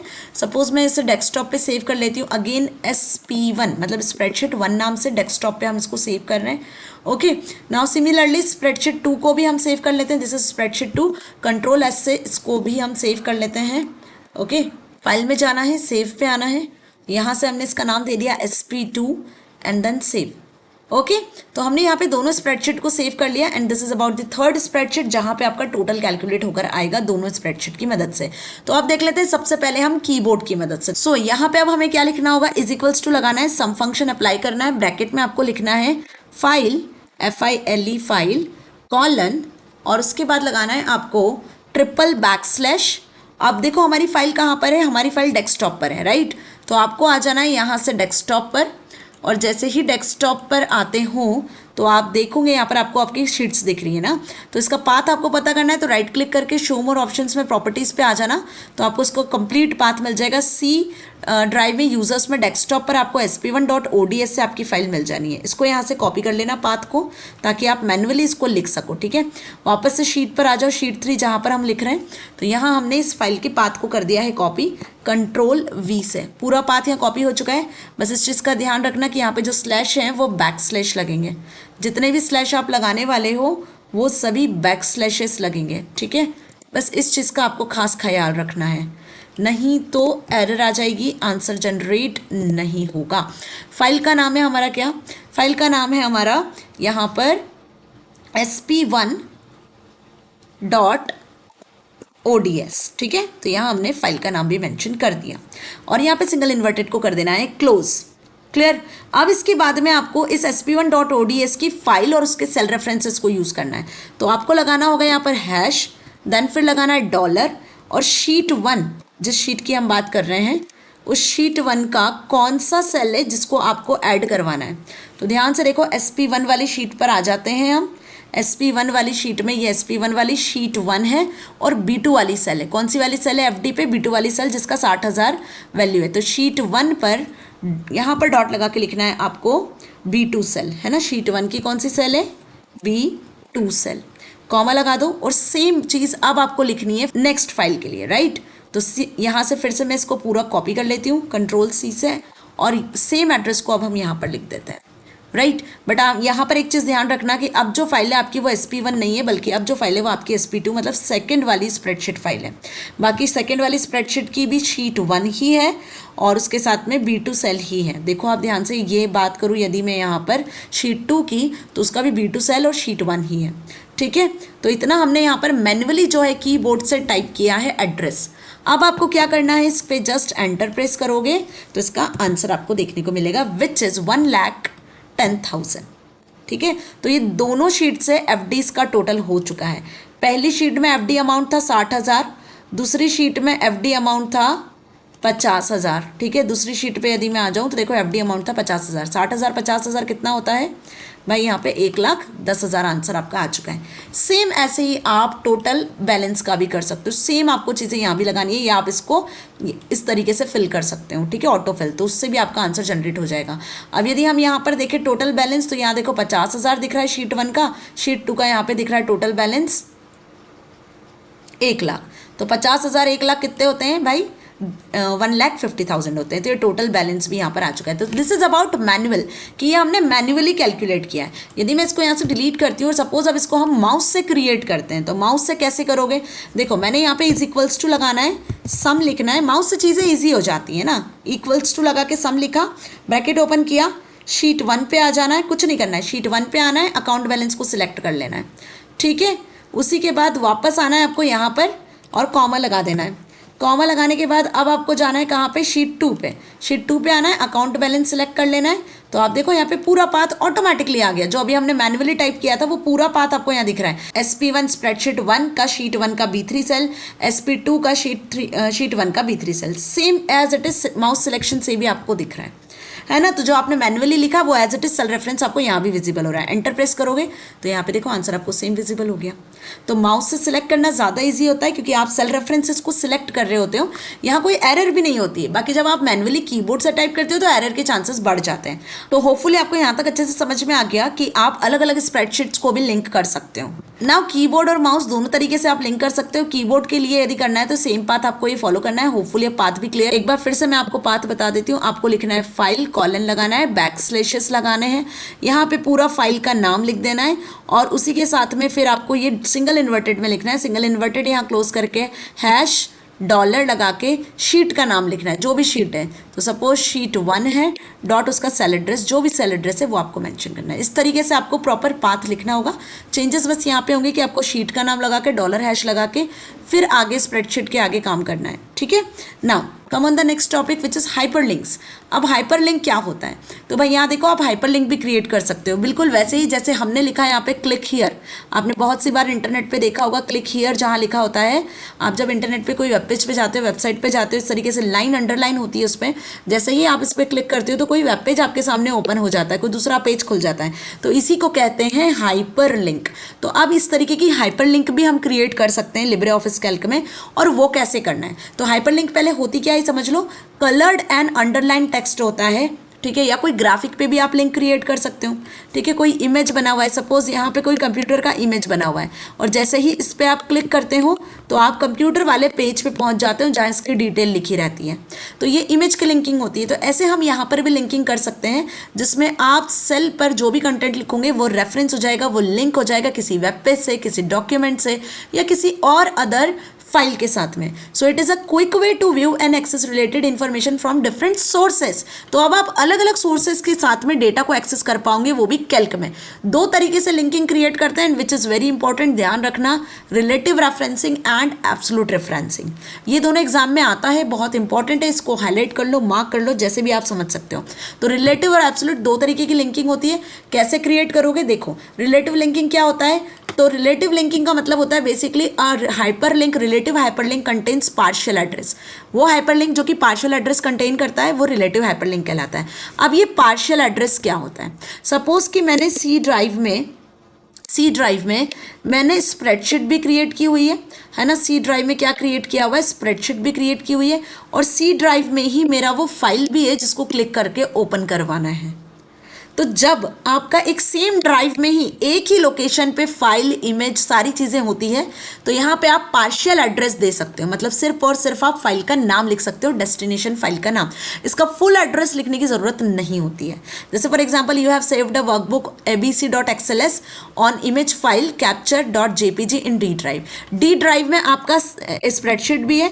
ये स्प्रेडशीट जो है abc.xls, अब एक्सेल की बात कर लेंगे तो वहाँ XLS से आ जाता है ना। एग्जाम्पल तो कुछ भी ले सकते हैं। यदि हम उसकी बात करें ओपन ऑफिस की या लिब्रे ऑफिस की तो .ods से सेव होती है। तो सपोज कि आपकी ABC नाम की एक स्प्रेडशीट है जो सेव है डी ड्राइव में ही, और डी ड्राइव में ही आपकी एक इमेज भी है। तो यहाँ पे एक इमेज भी है जो कि डी ड्राइव में ही सेव है, कैप्चर नाम से इमेज है। तो यहाँ पर आपको पूरा पाथ लिखने की जरूरत नहीं है। डी ड्राइव में इस फोल्डर में यहाँ ये इमेज सेव है, आप सिर्फ और सिर्फ फाइल का नाम लिख सकते हो जिसको आपको लिंक करना है।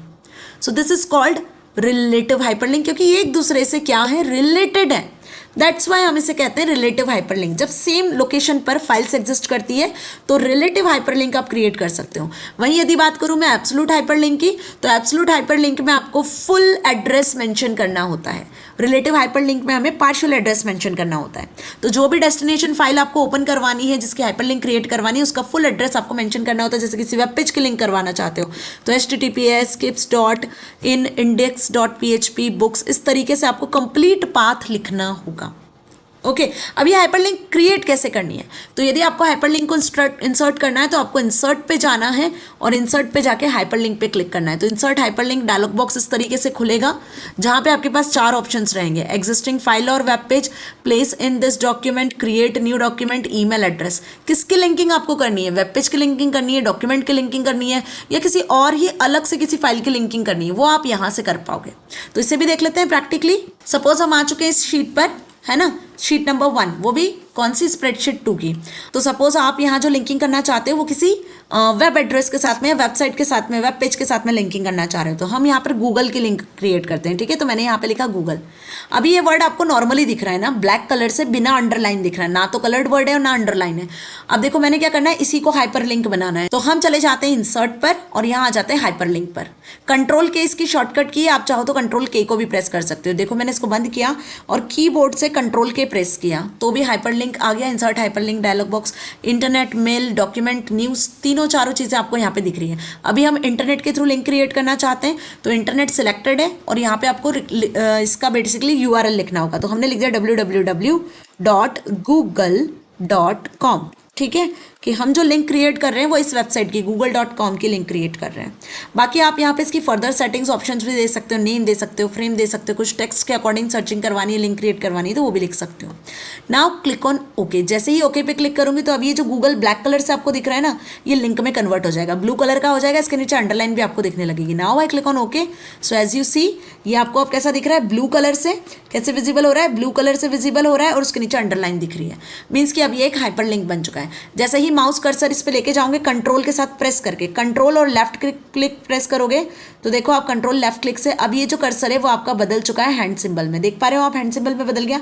हैंड सिंबल ये इंडिकेट करता है कि ये आपकी हाइपर लिंक है। बाकी नॉर्मली जो कंटेंट है वो आपका एरो से शो हो जाता है ना। ये हाइपर लिंक डिफरेंट है और नॉर्मल कंटेंट, देखो this is normal content and this is hyper link, difference is that. Now control के साथ में लेफ्ट क्लिक जैसे ही प्रेस करोगे, जैसे यहाँ लिखा भी है control click to open hyperlink, I just click, तो आप क्या होगा, आपके सामने गूगल का होम पेज खुल जाएगा। देखो ये गूगल का सर्च इंजन या गूगल का होम पेज आपके सामने खुल चुका है। राइट क्या किया मैंने, यहाँ से कुछ नहीं किया, गूगल का लिंक क्रिएट कर दिया है। I just control and left click, तो आप देखो यहाँ पे गूगल होम पेज खुल चुका है। तो इस तरीके से आप किसी वेबसाइट की लिंक यहाँ पे क्रिएट कर सकते हो, हाइपर लिंक एक्चुअल में क्रिएट कर सकते हो। अब देखते हैं हम किसी और डॉक्यूमेंट को क्या आप लिंक कर पाते हो। तो इसके लिए आपको क्या करना है, कोई और डॉक्यूमेंट पहले क्रिएट कर लेना है। तो सपोज हम स्प्रेडशीट 1 को लिंक करते हैं यहाँ पर, ठीक है, स्प्रेडशीट 1 को लिंक करते हैं, या फिर आप किसी ईमेल को लिंक कर सकते हो। तो पहले ईमेल देख लेते हैं। ओके, तो यहाँ मैंने कोई ईमेल पे लिंक क्रिएट करना, तो मैंने यहाँ लिखा ईमेल। ओके, अब इस ईमेल पे आप जैसे ही क्लिक करोगे तो ईमेल एड्रेस पे पहुँच जाओगे, है ना। तो अभी ईमेल नॉर्मल दिख रहा है, इसके लिए हमें क्या करना होगा, अगेन इंसर्ट पे आना है, हाइपर लिंक पे आना है और यहाँ पे देखो मेल ऑप्शन आपको दिख रहा है, मेल पे आ गए और URL में अब आपको मेल एड्रेस लिख देना है, जिस भी मेल एड्रेस पे आपको मूव करना है। तो सपोज मैं यहाँ लिख देती हूँ www, या आप मेल एड्रेस प्रॉपरली लिखो, जैसे मैंने लिखा यहाँ पर मेरा मेल एड्रेस, ठीक है, ये इस तरीके से मैंने मेरा मेल एड्रेस लिख दिया है। Now I click on okay. तो अब ये जो ईमेल है ये भी लिंक बन चुका है। कंट्रोल के साथ में लेफ्ट क्लिक प्रेस करोगे, कंट्रोल के साथ में जैसे ही लेफ्ट क्लिक प्रेस करोगे तो देखो हैंड सिंबल में कन्वर्ट हो गया। अब हमें क्या करना है, इस पर क्लिक कर देना है। तो क्लिक करने से ही वो पूछेगा आपके पास कि आपके पास मेल टू लिंक को ओपन करने के लिए कोई एप्लीकेशन है, तो आप किसी ब्राउज़र में इसको ओपन करवा सकते हो, या जो आपके पास मेल वाला सॉफ्टवेयर है उस पर, या आउटलुक है तो उस पर आप ओपन करवा सकते हो। तो डिफ़ॉल्ट ऐप वो यहाँ से देखेगा कि कौन से डिफ़ॉल्ट ऐप में जिसमें आपको इस ईमेल को ओपन करना है। तो सपोज मैंने मेल पे क्लिक कर लिया एंड जस्ट वंस पे क्लिक किया, तो अब ये देखो मेल पे मेरा मेल आईडी ओपन हो जाएगा और यहाँ से आप मेल कर सकते हो। तो वो एप्लीकेशन आपके पास में होना चाहिए। देखो यहाँ पे इस तरीके से ये ओपन कर देगा, ठीक है, आउटलुक में ओपन हो रहा है। तो यदि मेरा अकाउंट आउटलुक में होगा तो ये ओपन हो जाना है और यहाँ से फिर आप मेल कर सकते हो, या आप गूगल पे भी, ब्राउज़र पे भी ओपन करवा सकते हो, इट डजेंट मैटर, है ना। बस एप्लीकेशन सॉफ्टवेयर्स आपके पास होने चाहिए। तो विद इन अ सेकेंड आप ईमेल की भी लिंकिंग क्रिएट कर सकते हो, वेब पेज की लिंकिंग क्रिएट कर सकते हो। दोनों लिंक है, इसलिए हैंड सिंबल में आपको बता रहा है कि these are linking, blue colour से अंडरलाइन से आपको मार्क होकर शो हो रहा है।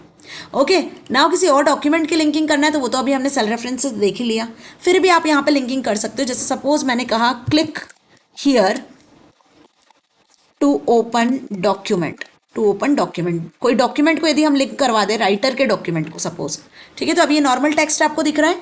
हम क्या करते हैं, यहाँ पे इंसर्ट पे आते हैं, हाइपर लिंक पे आते हैं, और यहाँ अब आपको किसी डॉक्यूमेंट को लिंक करना है तो third is the document, document का एड्रेस आपको यहाँ देना होगा।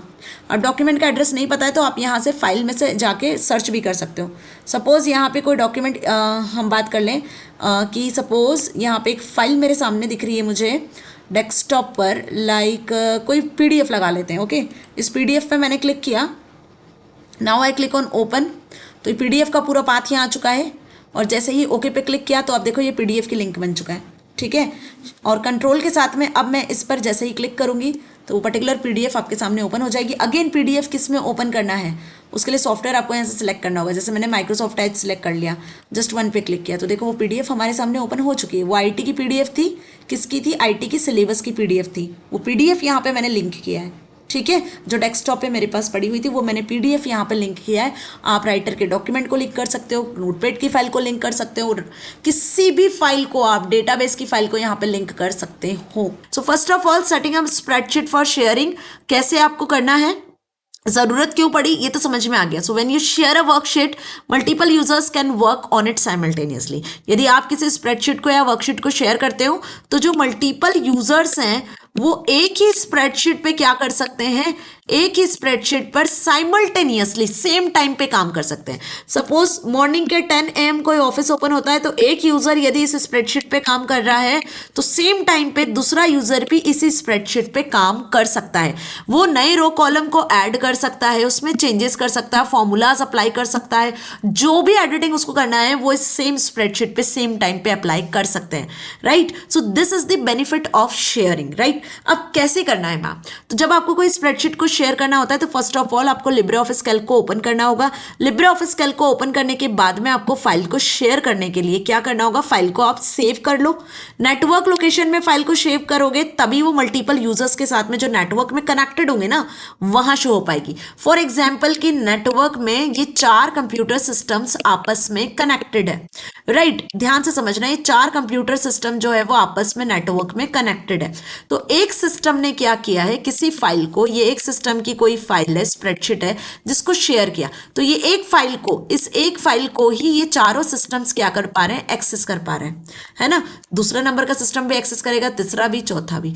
तो ये फाइल जो है वो कहाँ सेव होगी, जब नेटवर्क लोकेशन में, अदरवाइज फाइल शेयरिंग नहीं होगी। तो नेटवर्क लोकेशन में फाइल्स होना चाहिए तो वहां से फाइल को शेयर किया जा सकता है। अब फाइल को शेयर करने के लिए आपको जाना होगा टूल्स मेन्यू में, टूल्स मेन्यू में शेयर स्प्रेडशीट पे क्लिक करोगे तो फाइल सभी यूजर्स के साथ में शेयर हो जाएगी। कैसे, प्रैक्टिकली देख। तो यहां मैंने लिब्रे ऑफिस कैल्क ओपन किया हुआ है, अभी हम अनटाइटल्ड 1 वाली फाइल पर है, मतलब जस्ट मैंने अभी लिब्रे ऑफिस कैल्क ओपन किया तो यहाँ पे फाइल को हमने सेव भी नहीं किया है, राइट। यहाँ हम कुछ डेटा एंटर कर लेते हैं। Suppose I write serial number then name, क्योंकि स्टूडेंट फाइल ज़्यादा इजी है और आप लोगों को अच्छे से समझ में आती है तो हम यहाँ पे स्टूडेंट फाइल क्रिएट कर लेते हैं, राइट। 1 2 3 4 5 5 बच्चों के नाम यहाँ एंटर कर लेते हैं। Suppose Priya, now Neha, okay, Kavita, Mohan and Ram, ये कुछ नाम हमने यहाँ एंटर किए हुए हैं। इसको मैं थोड़ा सा ड्रैग कर लेती हूँ, जूम आउट कर लेती हूँ ताकि आपको क्लियर हो सके। क्लास एंटर कर लेते हैं, 10th क्लास का स्टूडेंट है, 9th का स्टूडेंट है, 8th का स्टूडेंट है, 10th का स्टूडेंट है, अगेन ये 10th का स्टूडेंट है, ओके। तो इस तरीके से हमने यहाँ पर ये डेटा क्रिएट कर लिया है। अब इस फाइल को हमें दूसरे सारे यूजर्स के साथ में शेयर करना है।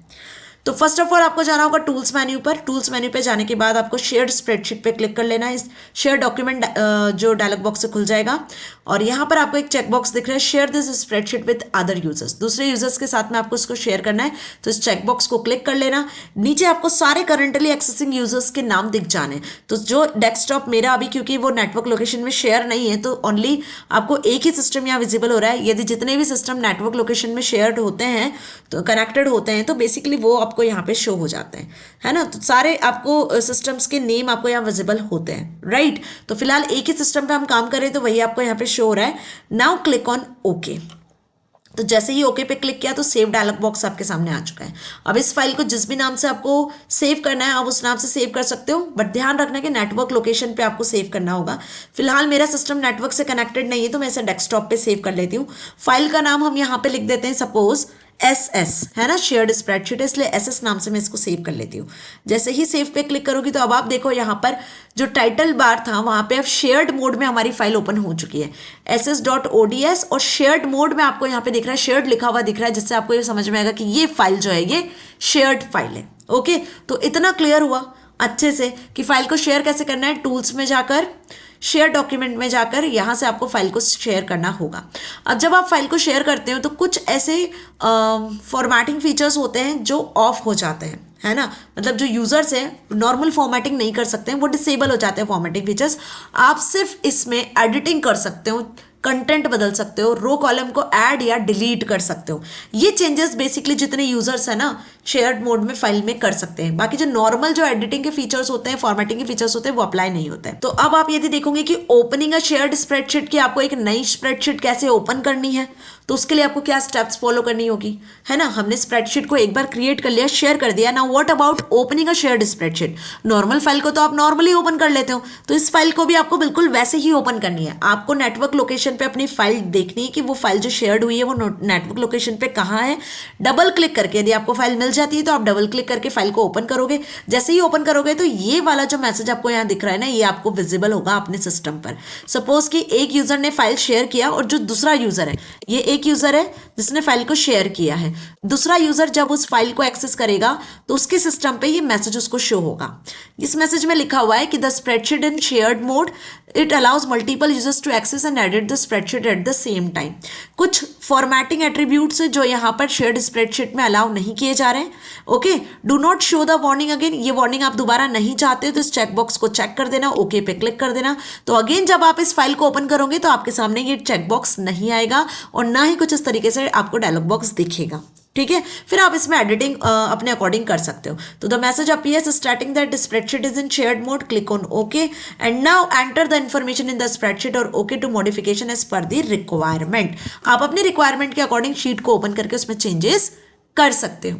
अब चेंजेस करने के बाद बारी आती है फाइल को सेव करने की। तो सपोज कि एक यूजर जिसने फाइल शेयर किया और दूसरे यूजर ने उस फाइल को एक्सेस किया, एक और यूजर यहां बैठा हुआ है, तीसरे वाला यूजर, जो सेकंड और थर्ड दोनों यूजर हैं वो सेम ही फाइल पर काम कर रहे हैं। ठीक है, क्या बताया मैंने कि सेकंड और थर्ड यूजर दोनों यूजर एक ही सेम फाइल पर काम कर रहे हैं और सेम फाइल पर काम करने के बाद में वो सेव करने की कोशिश भी कर रहे हैं। तो to save a file you click on file and save option, this is correct. But when you save a shared spreadsheet, जब आप एक शेयर्ड स्प्रेडशीट को सेव करते हो तो यहाँ कुछ कंडीशंस ओपन होती है। क्या कंडीशंस? जो कंडीशंस अराइज होती है वो ये कि यदि spreadsheet will be saved, spreadsheet saved होगी if it is not modified and saved by another user since you opened it. मतलब सपोज कि पहले यूजर ने फाइल शेयर किया हुआ है, दूसरा यूजर इकलौता उस पर काम कर रहा है, सेकेंड वाला यूजर ही ओनली काम कर रहा है, तो वो फाइल को सेव कर देगा तो एट अ टाइम वो फाइल सेव हो जाएगी। But what if another user had opened and edited the spreadsheet since you first opened it? One of the following event will occur. Means कि at a time उस particular sheet पर दो user काम कर रहे हैं। अब इस शीट पर जो 1 वाले यूजर ने शेयर किया है, इस पर 2 वाला यूजर भी काम कर रहा है, 3 वाला यूजर भी काम कर रहा है।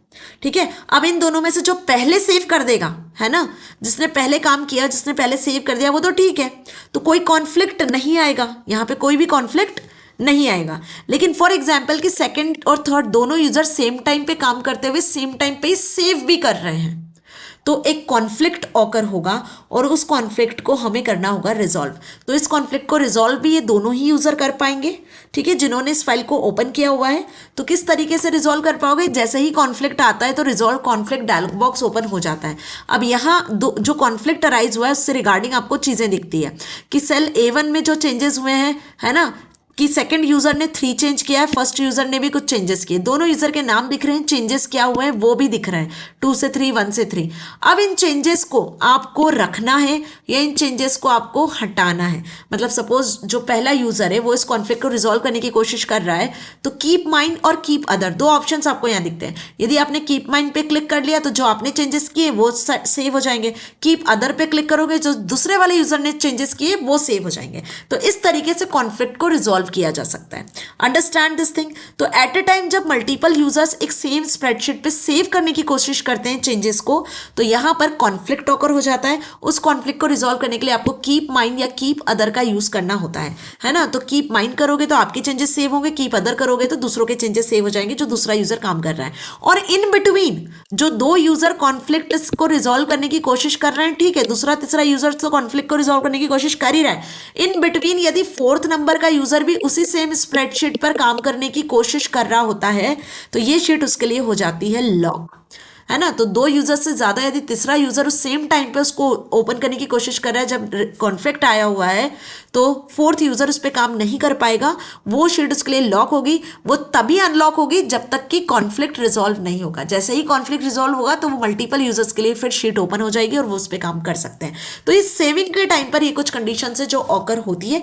ये भी क्यों ऑकर होती है? क्योंकि यहाँ पर जो शीट है वो शेयर्ड स्प्रेडशीट है, दैट्स वाई। तो होपफुली इतना अच्छे से समझ में आया, है ना। Now recording changes. अब जो चेंज यूजर्स कर रहे हैं, है ना, जो शीट में चेंजेस हो रहे हैं वो चेंजेस रिकॉर्ड कैसे होते हैं, वो चेंजेस एक्चुअली दूसरे यूजर्स देख कैसे पाते हैं। So some things you may be required to record the changes done by you और another user in a spreadsheet to review later. आपको कैसे पता चलेगा कि किस यूजर ने कब शीट में किस टाइम पर कौन से चेंजेस किए हैं, है ना, क्योंकि शीट तो एक ही है। एक जो शीट है वो मल्टीपल यूजर्स के साथ में शेयर हो रही है, तो 1 वाले यूजर ने क्या चेंजेस किया, 2 वाले यूजर ने कब इस शीट को ओपन किया और इसमें क्या चेंजेस किए, थर्ड यूजर ने क्या चेंजेस किया, है ना। तो यहाँ पे बेसिकली चेंजेस कब किसने किस टाइम पर क्या किए ये पता करने के लिए जो चेंजेस हैं वो रिकॉर्ड भी होते हैं। और इस रिकॉर्डिंग चेंजेस को देखने के लिए हमें ट्रैक चेंजेस फीचर का यूज करना होता है। ट्रैक चेंज जो फीचर है वो बेसिकली ये बताता है कि किस सेल में कब किसने किस टाइम पर क्या चेंजेस किए हैं और उस चेंजेस को आपको क्या करना है, ऐड करना है कि नहीं करना है, एक्सेप्ट करना है कि नहीं करना है। ओके, तो ट्रैक चेंजेस में जो चेंजेस रिकॉर्ड होते हैं वो सारे चेंजेस रिकॉर्ड नहीं होते हैं, सिर्फ एडिटिंग वाले चेंजेस ही रिकॉर्ड होते हैं, जिसमें आप नई रो को ऐड कर सकते हो, डिलीट कर सकते हो, किसी कंटेंट में नाम बदलना, नंबर बदलना है, क्लास बदलनी है तो आप चेंजेस कर सकते हो, बदल सकते हो। बट कुछ जो फॉर्मेटिंग फीचर्स होते हैं ना, जैसे आपको अलाइनमेंट सेट करी आपने या फिर आपने कुछ आउटलाइन सेट किया, आपने बोल्ड इटैलिक अंडरलाइन किया, है ना, ऐसे जो कुछ चेंजेस होते हैं वो चेंजेस रिकॉर्ड नहीं होते हैं। तो जो चेंजेस रिकॉर्ड होते हैं वो एडिटिंग वाले रिकॉर्ड होते हैं, बाकी फॉर्मेटिंग से रिलेटेड जो चेंजेस होते हैं वो रिकॉर्ड नहीं होते हैं। ठीक है, तो इसका एक एग्जाम्पल मैं आपको पहले बताती हूँ तो आपको रिकॉर्डिंग चेंजेस अच्छे से समझ में आएगा। और चेंजेस रिकॉर्ड करने के लिए करना क्या है, कुछ इन स्टेप्स को हमें फॉलो करना होगा, राइट। तो आ जाते हैं हम हमारी शीट पे वापस। सो ये हमारी शीट है, शेयर्ड मोड में यहाँ पर ओपन है, जो हमने अभी शीट देखी वही शीट आपके सामने है। अब यहाँ सपोज कि मैं कुछ चेंजेस करती हूँ, कुछ फॉर्मेटिंग करती हूँ।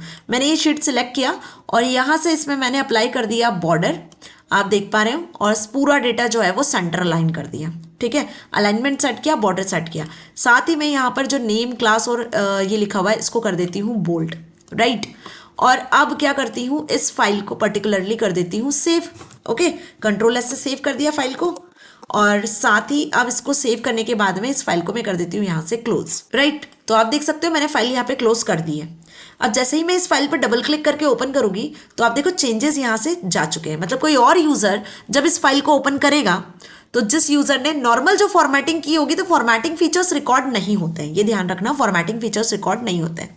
अब जब आपको यहाँ पर एडिटिंग करनी है या कुछ चेंजेस करने हैं, कंटेंट में बदलाव करना है तो वो रिकॉर्ड होते हैं। तो चेंजेस को रिकॉर्ड करने के लिए आपको जाना है एडिट पर, ट्रैक चेंजेस पे जाना है और रिकॉर्ड ऑप्शन को सिलेक्ट करना है, जो कि अभी यहाँ पे आपको डिसेबल दिख रहा है। रिकॉर्ड, शो, मैनेज, कमेंट, ये सारे ऑप्शंस आपको यहाँ डिसेबल दिख रहे हैं एक्सेप्ट मर्ज को छोड़कर, है ना। तो इसको इनेबल करने के लिए आपको इस शीट को अनशेयर्ड मोड में ओपन करना होगा। अभी ये शेयर्ड मोड में इसको अनशेयर करना होगा। तो टूल्स में जाओगे, वापस शेयर्ड स्प्रेडशीट में जाओगे, इस चेकबॉक्स को अनचेक कर देना, ओके पे क्लिक कर देना। तो अब ये जो शीट है आपकी वो यस पे क्लिक कर देना। अब ये जो शीट है आपकी वो शेयर मोड में नहीं है, नॉर्मल मोड में है।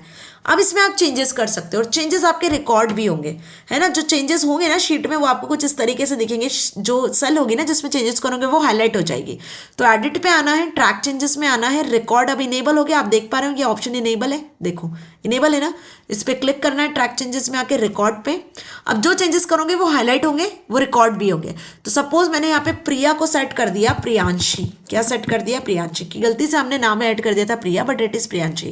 नाउ आई क्लिक हियर, तो आप देखो ये रेड कलर की बॉर्डर से ये चेंज जो है हाईलाइट हो गया। वैसे ही यहाँ पर हमने मोहन नाम को बदलना है, तो मोहन नाम में मैंने चेंजेस कर दिए। सपोज ये मोहन नहीं है, हम यहाँ पे सपोज ये मोहन नहीं है, हम इसका नाम बदल देते हैं। सपोज हम यहाँ सेट कर देते हैं महिका, ठीक है, इसका नाम था महिका। एंटर प्रेस किया तो देखो ये भी चेंजेस आपका रिकॉर्ड हो गया, ये भी रेड कलर से हाईलाइट होकर शो हो रहा है।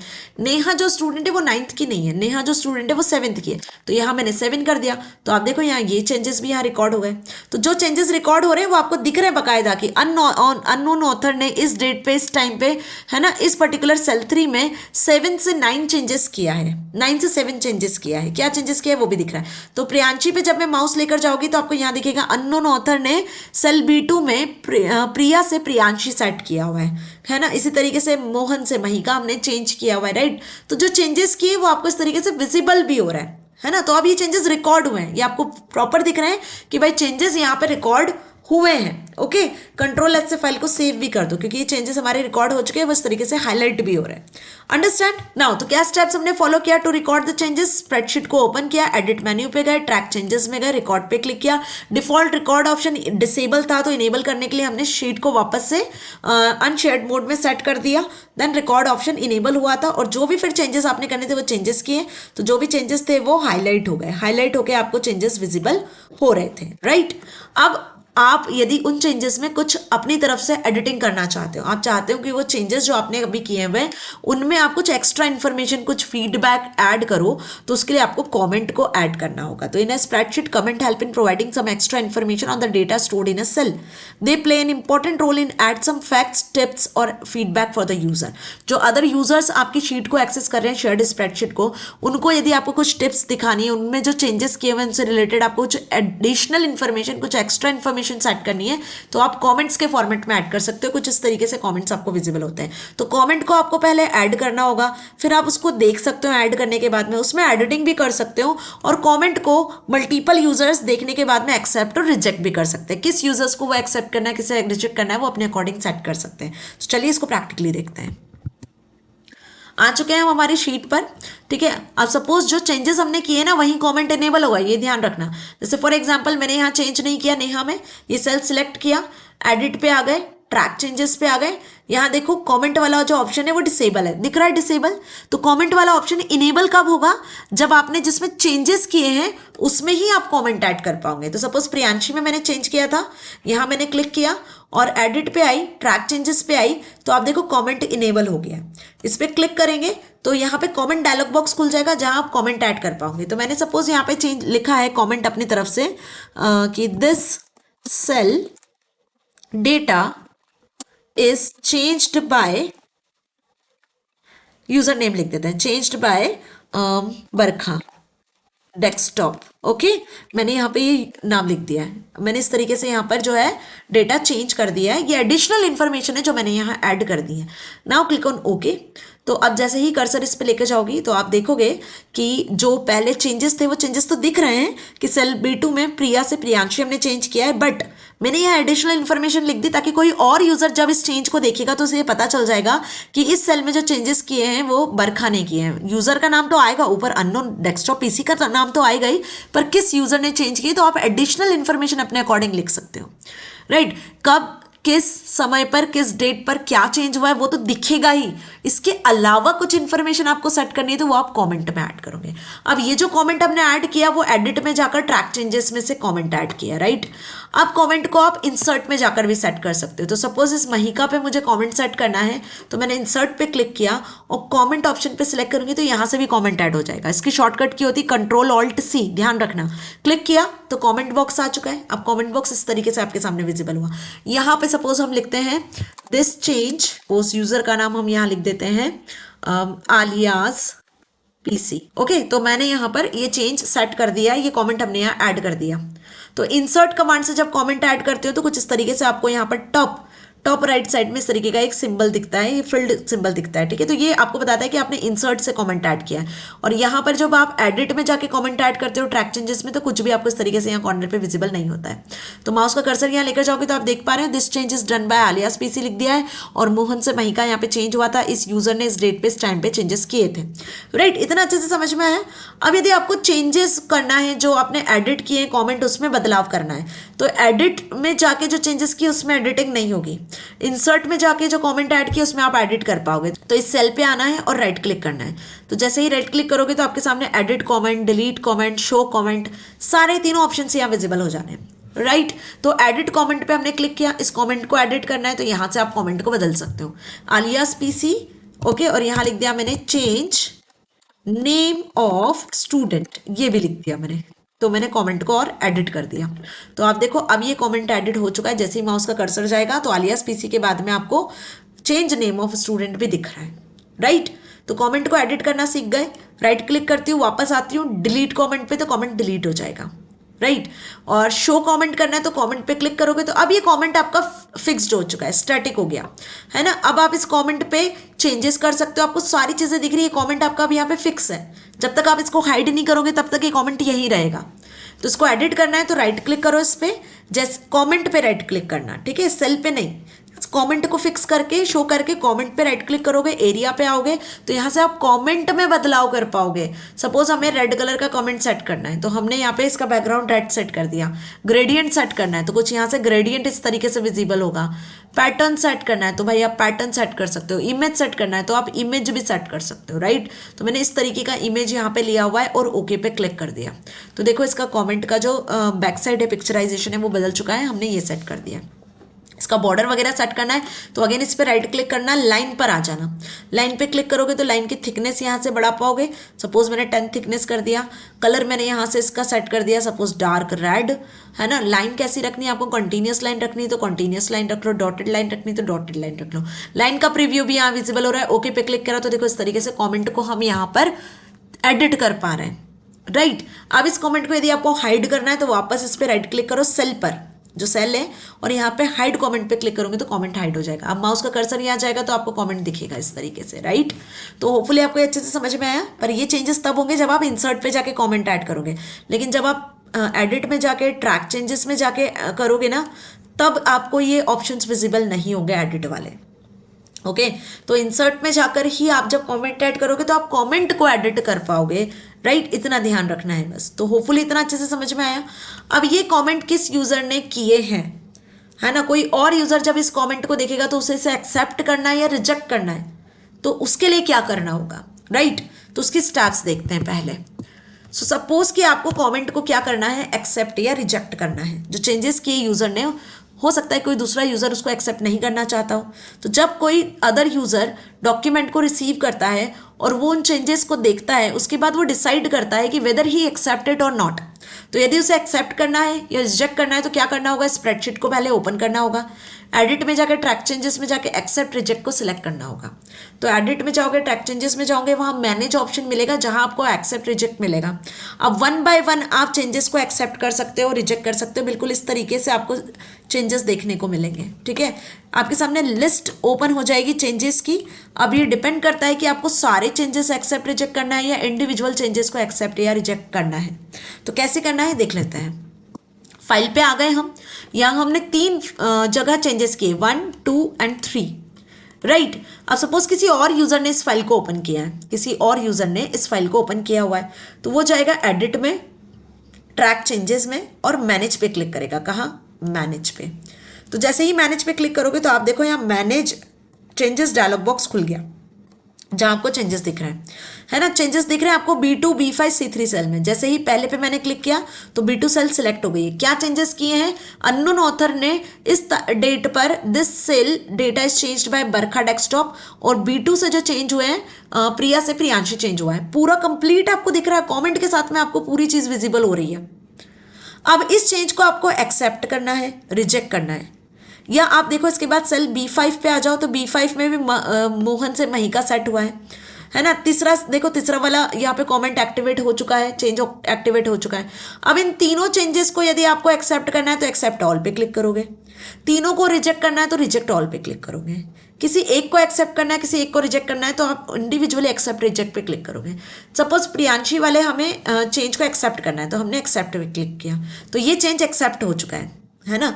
अब हम क्या चाहते हैं कि ये जो महिका वाला चेंज था उसको रिजेक्ट करना है, तो हमने इसको रिजेक्ट पे क्लिक किया, राइट। और ये जो क्लास वाला चेंज था, नेहा की क्लास 9 से 7 सेट की थी, इसको भी एक्सेप्ट करना है तो इसको एक्सेप्ट पे क्लिक कर लिया, है ना। तो ये जो चेंजेस है आपके एक्सेप्ट और रिजेक्ट हो गए, फाइन, इस पे क्लिक करना है, एक्सेप्ट पे क्लिक कर लेना। तो अब ये जो 3 चेंजेस थे शीट में, वो लिस्ट खुली तीनों चेंजेस की और हमने इसको एक्सेप्ट रिजेक्ट कर लिया।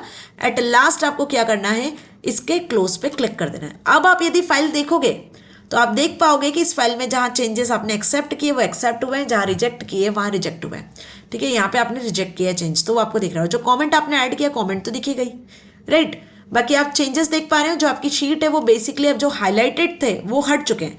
जो हाईलाइटेड यहाँ हाईलाइटेड था, यहाँ हाईलाइटेड था, रिकॉर्ड चेंजेस वो हट गया क्योंकि हमने चेंजेस को एक्सेप्ट और रिजेक्ट कर लिया, फाइन।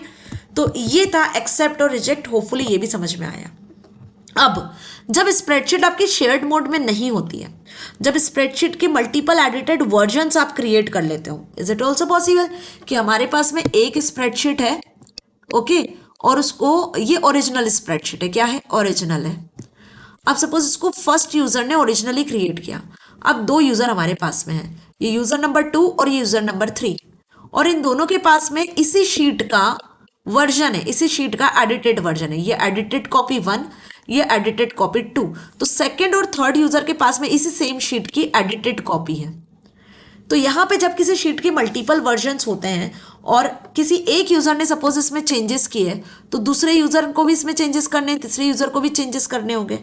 अब आप इन तीनों चेंजेस को कैसे एक ही जगह पर देख पाओगे, तो उसके लिए हम शीट्स को करेंगे मर्ज।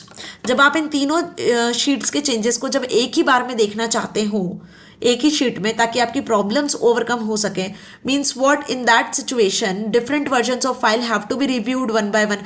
आपको एक एक फाइल को रिव्यू करना होगा कि फर्स्ट फाइल में क्या चेंजेस हुए, सेकंड फाइल में क्या चेंजेस किए, थर्ड फाइल में क्या चेंजेस किए। तो ऐसा ना करके आप क्या करो, तीनों फाइल को मर्ज कर लो। तो हम तीनों फाइल को क्या कर लेंगे, कैल्क में मर्ज डॉक्यूमेंट फीचर से मर्ज कर लेंगे।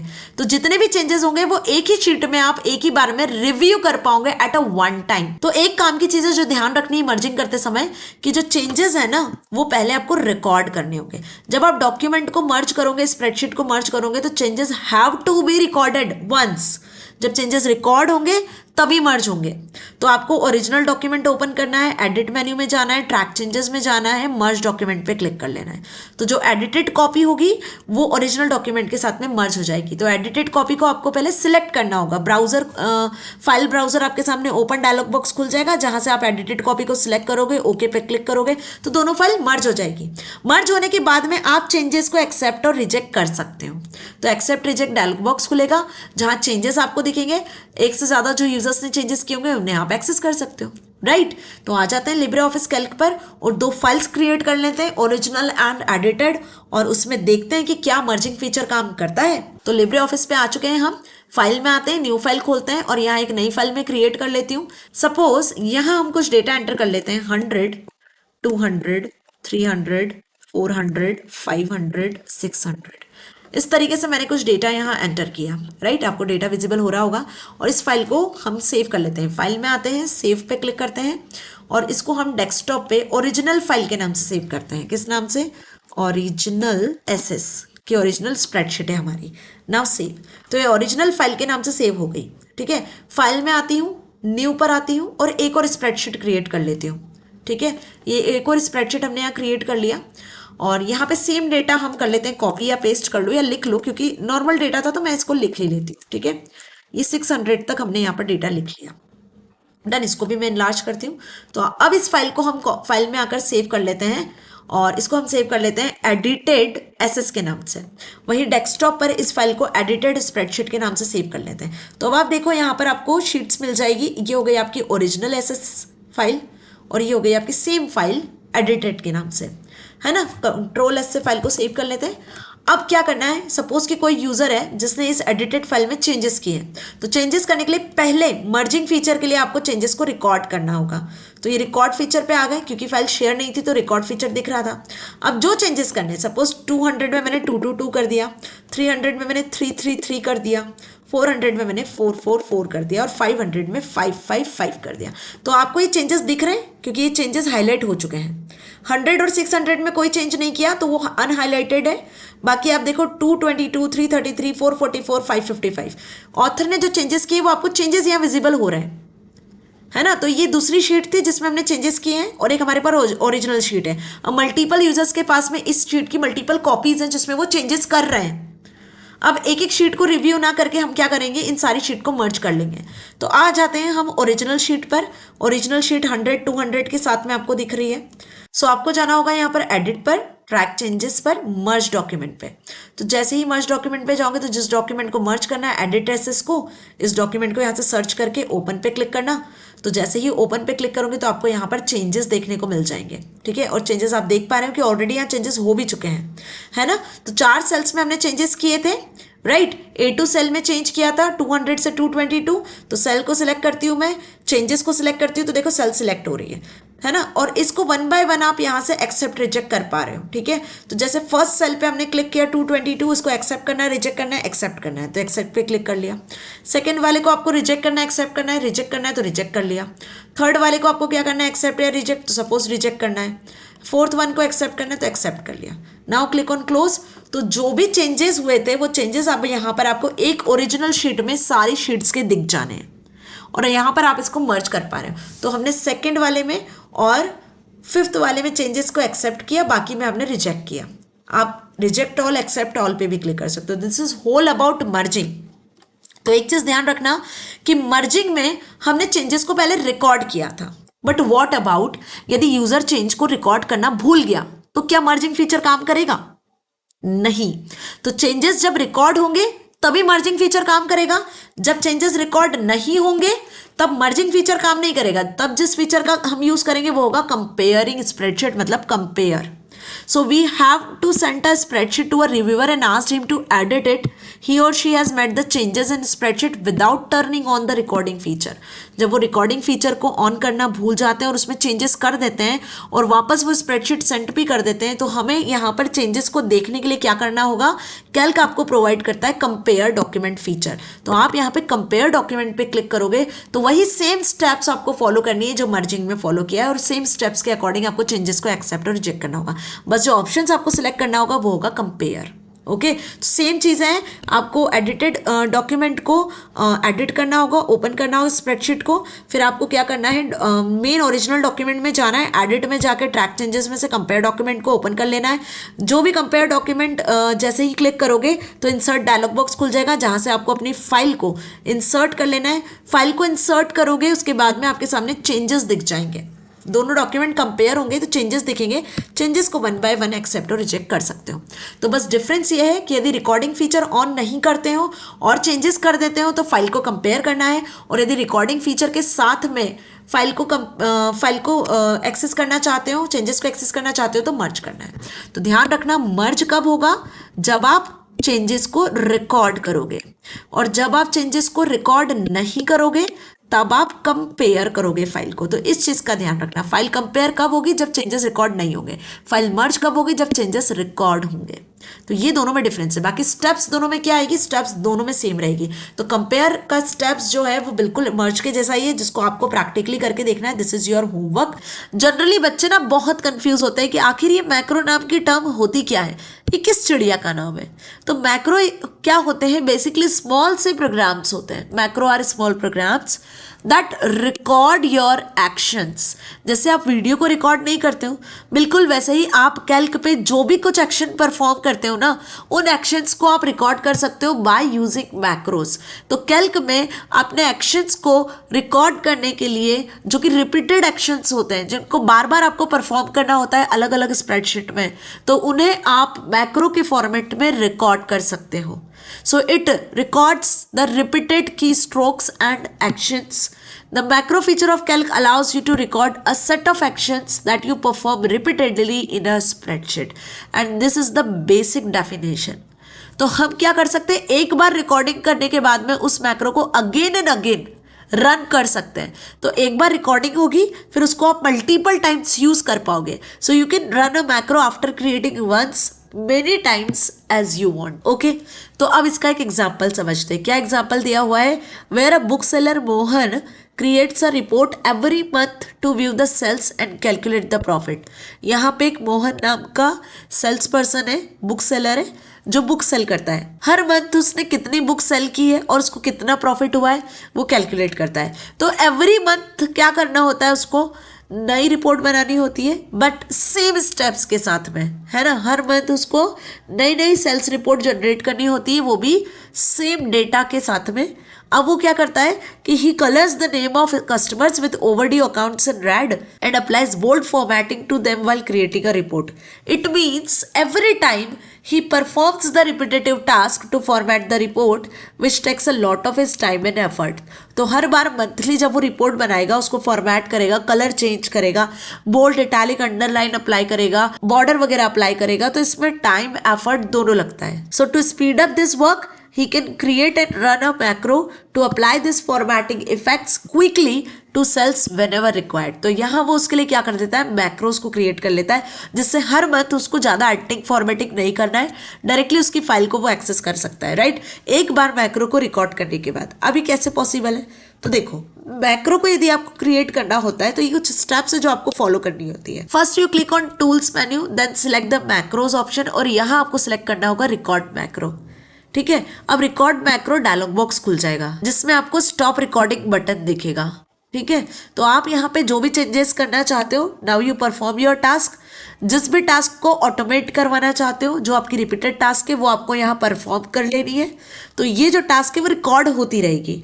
जैसे ही एक बार आपका टास्क कंप्लीट हो जाता है तो you click on stop recording button, macro dialog box will open, जहां अब आप अपने मैक्रो का नाम दे पाओगे, उस मैक्रो को सेव कर पाओगे. Now your macro is save here, and after that जब आपको जिस जगह पर जरूरत है तब उस मैक्रो को आप फिर रन कर सकते हो. तो मैक्रोस को यूज करने के लिए पहले आपको मैक्रो क्या करना होगा, रिकॉर्ड करना होगा, और रिकॉर्ड करने के बाद में आप उसको रन कर सकते हो. This is the basic steps. चलो उसको प्रैक्टिकली देखते हैं. तो आ जाते हैं लिब्रे ऑफिस कैल्क पर. यहाँ कैल्क मैंने ओपन किया हुआ है. सपोज यहाँ मैं कुछ डेटा एंटर कर लेती हूँ. सेल्स रिपोर्ट हम बना रहे हैं, तो सेल्स रिपोर्ट मैंने यहाँ लिखा, एंटर प्रेस किया. नाउ यहाँ मैं लिख देती हूँ serial number, name and sales. Okay, इस तरीके से हमने लिखा है. अब यहाँ आप 1 2 3 4 5 6 7 8 9 और 10, तो जो भी आप सेल करते हो उस आइटम का नाम यहाँ पे लिख देते हो. Pencils, pens, notebooks, eraser, copies, books, ruler, marker, scales, protractors. Okay, तो ये कुछ आइटम्स है स्टेशनरी शॉप पे जो बुक सेलर सेल करता है. राइट, अब यहाँ पर उसकी वो सेल्स लिखता है. सो इस तरीके से हमने यहाँ पर डेटा एंटर किया. ठीक है, अब क्या करना है, अब हमें ये सेल्स रिपोर्ट मल्टीपल शीट्स पे प्रिपेयर करनी है. तो मैं क्या करती हूँ, यहाँ से इसको कॉपी पेस्ट कर लेती हूँ. राइट, मल्टीपल शीट्स पे हम इसको कर लेते हैं यहाँ से कॉपी पेस्ट, और ये सेल्स को हम हटा देते हैं क्योंकि ये सेल्स तो हमारी मंथली रिपोर्ट में आ जाएगी. दूसरी शीट लिया मैंने, यहाँ भी इसको कॉपी पेस्ट कर दिया, सेल्स हटा दिया. ठीक है, एक और शीट ले लेते हैं. इस तरीके से क्या होगा, मल्टीपल शीट्स में आप अलग अलग मंथ की सेल्स को लिख पाओगे. अब इसे हमें करना है फॉर्मेट. तो फॉर्मेट हमें हर बार हर मंथ में सेल्स रिपोर्ट में आके फॉर्मेट करना होता है. तो अब हम क्या कर लेते हैं, इसके लिए यहाँ पर क्रिएट करते हैं मैक्रो. तो आपको जाना है टूल्स मेन्यू पर और यहाँ सिलेक्ट कर लेना है आपको मैक्रोस को. तो देखो यहाँ पे रिकॉर्ड मैक्रो ऑप्शन आपको दिख रहा है. यहाँ पर डिफॉल्ट ये रिकॉर्ड मैक्रो ऑप्शन होता नहीं है, इसको आपको ऐड करना होता है. तो टूल्स में जाके ऑप्शंस पे आओगे और यहाँ आपको सिलेक्ट करना होगा लिब्रे ऑफिस, और इसमें आपको आना होगा एडवांस्ड में, और एडवांस्ड में आपको लास्ट में दिखेगा इनेबल मैक्रो रिकॉर्डिंग. तो इस इनेबल मैक्रो रिकॉर्डिंग को इनेबल कर लेना. ठीक है, तो ये जो रिकॉर्ड मैक्रो ऑप्शन है ना, आपको टूल्स में विजिबल होने लगेगा. राइट, और ये आपको यहाँ पर क्या दिखेगा, इनेबल भी दिखेगा. Now click on record macro. जैसे ही रिकॉर्ड मैक्रो पे क्लिक किया तो स्टॉप रिकॉर्डिंग बटन आ चुका है. अब आपको अपने रिपीटेटिव टास्क को रिकॉर्ड करना है. तो सपोज मैंने इसको करा बोल्ड. ठीक है, और इसका फॉन्ट साइज बढ़ा दिया क्योंकि ये रिपोर्ट है। क्लियर। इसी के साथ में मैंने यहाँ पर इन सभी को सिलेक्ट किया, सभी को बोल्ड किया और सेंटर अलाइन कर लिया। नाउ इसका हमने जो रिपोर्ट का फॉर्मेट है वो क्या कर लेते हैं, उसको हाईलाइट कर लेते हैं। तो इसको मैंने हाईलाइट कर लिया इस कलर से, और इसी तरीके से इसे हाईलाइट कर लेते हैं सपोज येलो कलर से। ओके, यहाँ भी हाईलाइट कर लेते हैं इसी तरीके से किसी और कलर से, सपोज इस कलर से हाईलाइट कर लेती हूँ। तो यहाँ अब आपको इस सेल्स रिपोर्ट का फॉर्मेट दिख रहा है ना। ये सारे चेंजेस हमने क्या किए, रिकॉर्ड किए। कलर बदलना है तो आप कलर भी बदल सकते हो। सपोज आइटम्स का मैंने फॉन्ट कलर बदल दिया, यहाँ से चेंज करके मैरून कर दिया या ब्राउन कर दिया। तो इस तरीके से हमने चेंजेस किए, राइट। अब रिकॉर्डिंग हमारी ऑलमोस्ट कंप्लीट हो गई है, तो स्टॉप रिकॉर्डिंग पे क्लिक कर देना है। जैसे ही स्टॉप रिकॉर्डिंग पे क्लिक करोगे तो इस तरीके से बेसिक मैक्रो करके dialog box, now in this dialog box as you see macro को आपको क्या करना होगा, सेव करना होगा। तो यहाँ पे देखो आपको माई मैक्रो, इसके अंदर एक स्टैंडर्ड लाइब्रेरी, उसके अंदर एक मॉड्यूल दिख रहा है। तो ये जो मैक्रो है ना वो आप लाइब्रेरी और लाइब्रेरी के अंदर मॉड्यूल में क्रिएट करते हो। तो डिफॉल्ट ये शीट हमारी अनटाइटल्ड 1 है। तो यहाँ हम सपोज माई मैक्रो नाम के स्टैंडर्ड लाइब्रेरी में मॉड्यूल 1 में एक मैक्रो बना लेते हैं। ओके, तो यहाँ पे आप जो भी मैक्रो को सेव करना चाहते हो जिस नाम से आप सेव कर सकते हो। नया मॉड्यूल बनाना है तो नया मॉड्यूल बना सकते हो, नई लाइब्रेरी बनाना है तो नई लाइब्रेरी बना सकते हो। तो सपोज आप यहाँ नई लाइब्रेरी बनाते हो तो न्यू लाइब्रेरी पे क्लिक किया और इसका नाम आपने लाइब्रेरी 1 दे दिया। Now click on okay. तो देखो ये अनटाइटल्ड 1 के अंदर एक लाइब्रेरी बन गई और इस लाइब्रेरी में मॉड्यूल ऑटोमेटिकली क्रिएट हो गया। अब आप चाहो तो इसमें एक नया मॉड्यूल भी क्रिएट कर सकते हो बाय यूजिंग न्यू मॉड्यूल। ठीक है, तो फिलहाल हम यहाँ पे अपने मैक्रो का नाम दे देते हैं। सपोज मैंने इसका नाम दिया macro 1। Okay, now I click on save. तो ये मैक्रो इस मॉड्यूल में सेव हो जाएगा, राइट। तो देखो ये मॉड्यूल 1 के नाम से उसके अंदर आपका मैक्रो सेव हो रहा है। ओके पे क्लिक करना है। तो अब मैक्रो सेव हो चुका है। अब शीट 2 पे आपको आना है और यहाँ कुछ नहीं करना है, आपको जाना है वापस टूल्स पर। कहाँ जाना है, वापस टूल्स पर, और टूल्स पर आकर मैक्रोज में आना है और रन मैक्रो को सिलेक्ट कर लेना है। जैसे ही रन मैक्रो सिलेक्ट करोगी तो यहाँ पर जो फॉर्मेटिंग अभी हमने रिकॉर्ड की है वो ऑटोमेटिकली रन होगी। Now I click on run macro. कौन सा मैक्रो यहाँ से रन करना है, अनटाइटल्ड में आपको पता है कि लाइब्रेरी 1 में आपने क्या बनाया है, एक मैक्रो बनाया है मैक्रो 1 नाम से, उसको रन करना है ना। सो अनटाइटल्ड में स्टैंडर्ड लाइब्रेरी में आपका मॉड्यूल 1 बना है, उसमें आपने देखा है कि एक मैक्रो 1 रिकॉर्ड हुआ है, इसको रन करना है। इसको क्लिक किया तो ये मैक्रो 1 यहाँ शीट 2 पे आ गया। ऐसे ही आप शीट 3 पे भी रन कर सकते हो। टूल्स में जाना, मैक्रोज में जाना है, रन मैक्रो पे क्लिक करोगे, मैक्रो 1 आपके सामने है, इसको सिलेक्ट करना, रन कर देना। तो शीट 2 पे भी अप्लाई हो जाएगा। देखो शीट 1 शीट 2 सब पे वो डेटा अप्लाई हो चुका है ना, सब पे वो चेंजेस अप्लाई हो चुके हैं। ऐसे शीट 4 पे भी आप चेंजेस कर सकते हो, राइट। आपने वही सेम स्टेप्स टूल्स पे आके रन मैक्रो पे क्लिक कर लेना, मैक्रो सिलेक्ट करोगे तो वो मैक्रो रन हो जाएगा। तो without doing this much formatting you can record the formatting effects और रन द मैक्रो। और इस मैक्रो को आप मल्टीपल टाइम्स रन कर सकते हो। इससे आपका टाइम, एफर्ट, एरर सारी चीजें बच जाती है। क्लियर। नाउ ये तो हमने समझा कि मैक्रो क्रिएट कैसे करना है, रन कैसे करना है, रिकॉर्ड कैसे करना है। अब जानते हैं macro as a function. As a function आप मैक्रो को कैसे यूज करते हो। तो देखो यहाँ पे ना फंक्शन होते क्या है, पहले ये समझो। A function is a code snippet that execute when you call it. When you invoke a function, it returns a value. This is the basic definition of function. Function is a code जिसमें आप जो code लिखते हो ना वो execute होता है, मतलब एक टास्क को परफॉर्म करने के लिए हम फंक्शंस क्रिएट करते हैं। तो इसको आपको फंक्शन को क्रिएट करना होता है। क्या करना होता है, फंक्शंस को क्रिएट करना होता है। फिर इन फंक्शंस को क्रिएट करने के बाद कॉल करते हैं, कॉल होने के बाद ये फंक्शंस एग्जीक्यूट होते हैं। तो इसकी 3 स्टेप्स होती है किसी भी फंक्शन को परफॉर्म करने की। Once you create, then you call it and then it is executed. Okay, so to define a macro as a function use the keyword function. तो फंक्शन को क्रिएट करने के लिए हमें फंक्शन कीवर्ड का यूज करना होता है। Each function has a name. Her function का अपना नाम होता है, उसमें कुछ आर्ग्यूमेंट्स भी आप पास करते हो, ठीक है। Whose values you pass when you invoke the function. जब फंक्शन को कॉल करोगे तब उसमें आप वैल्यू भी पास करोगे। जैसे फॉर एग्जांपल यहाँ पे विदाउट पैरामीटर का एक एग्जांपल दिया हुआ है कुछ इस तरीके से। आप देखो फंक्शन लिखा है, फंक्शन का नाम लिखा है, फिर फंक्शन की बॉडी आएगी जो आपको लिखना है, जो रिजल्ट है वो आपको रिटर्न करवाना है, एंड एंड फंक्शन। तो इस तरीके से हम फंक्शन को डिफाइन करते हैं। This is the basic syntax of function. Okay, अब कैसे, तो एक एग्जाम्पल यहाँ दिया हुआ है, फंक्शन लिखा है, टोटल नाम का एक फंक्शन बनाया है जो टोटल कैलकुलेट करेगा 10 और 20 का, तो इसके अंदर आ जाएगा 30 और एंड फंक्शन है ना। अब इसको कैसे परफॉर्म करोगे, तो इसकी कुछ स्टेप्स है। स्प्रेडशीट ओपन कर लेना, टूल्स में जाके मैक्रो में जाके ऑर्गेनाइज मैक्रो पे आना। ठीक है, ऑर्गेनाइज मैक्रो पे आओगे तो लिब्रे ऑफिस बेसिक करके आपको एक डायलॉग बॉक्स दिखेगा, उसमें एक ऑर्गेनाइजर बटन होगा। ठीक है, वहाँ पे आपको मॉड्यूल्स टैब में आके स्टैंडर्ड लाइब्रेरी में मॉड्यूल्स को ओपन करना है। एक न्यू बटन चाहो तो न्यू मॉड्यूल बना सकते हो, है ना, न्यू मैक्रो क्रिएट कर सकते हो। Now click on okay. जैसे ही ओके पे क्लिक करोगे तो वो मॉड्यूल के अंदर आपको एक एडिट बटन दिखेगा जहाँ से आप एडिटिंग कर पाओगे। तो एक कोड विंडो आपके सामने खुल जाएगी जिसमें आप कोड कर पाओगे and finally you save the macro by a name. तो वो मैक्रो बेसिकली रन हो जाएगा। कैसे, चलो देखते हैं कैल्क में। सो यहाँ सपोज मैंने ये सेल सिलेक्ट किया हुआ है। अब आपने करना क्या है, टूल्स में जाना है, मैक्रोज में जाना है, ऑर्गेनाइज मैक्रो पे जाना है। तो ऑर्गेनाइज मैक्रो में हमें सिलेक्ट कर लेना है बेसिक। ओके, वैसे तो बहुत सारे ऑप्शंस हैं यहाँ पे, आप देखो टूल्स पे आते हो, इसको क्लोज करती हूँ, टूल्स पे आते हो, मैक्रोज पे आते हो, ऑर्गेनाइज मैक्रो में आते हो तो बिट शेल, जावास्क्रिप्ट, पाइथन, सारी लैंग्वेजेस के लिए आप कोड यहाँ कर सकते हो, बट हम बेसिक सिलेक्ट करते हैं क्योंकि बेसिक लैंग्वेज है जो कि यहाँ ईजी होता है कोड करना जिसमें, है ना। यदि आपको पाइथन, जावास्क्रिप्ट आती है तो आप उसका भी यूज कर सकते हैं। अब इस शीट में हम आते हैं स्टैंडर्ड लाइब्रेरी में, इसके मॉड्यूल पे आते हो। ठीक है, और यहाँ पे क्लिक कर लो आप एडिट पे। जैसे ही एडिट पे क्लिक करोगे तो जो अभी हमने मैक्रो बनाया उसका कोड आपको यहाँ दिख रहा होगा। जो मैक्रो अभी हमने क्रिएट किया उसका पूरा कोड आपको यहाँ विजिबल हो रहा है। ठीक है, चाहो तो इसको बंद कर दो।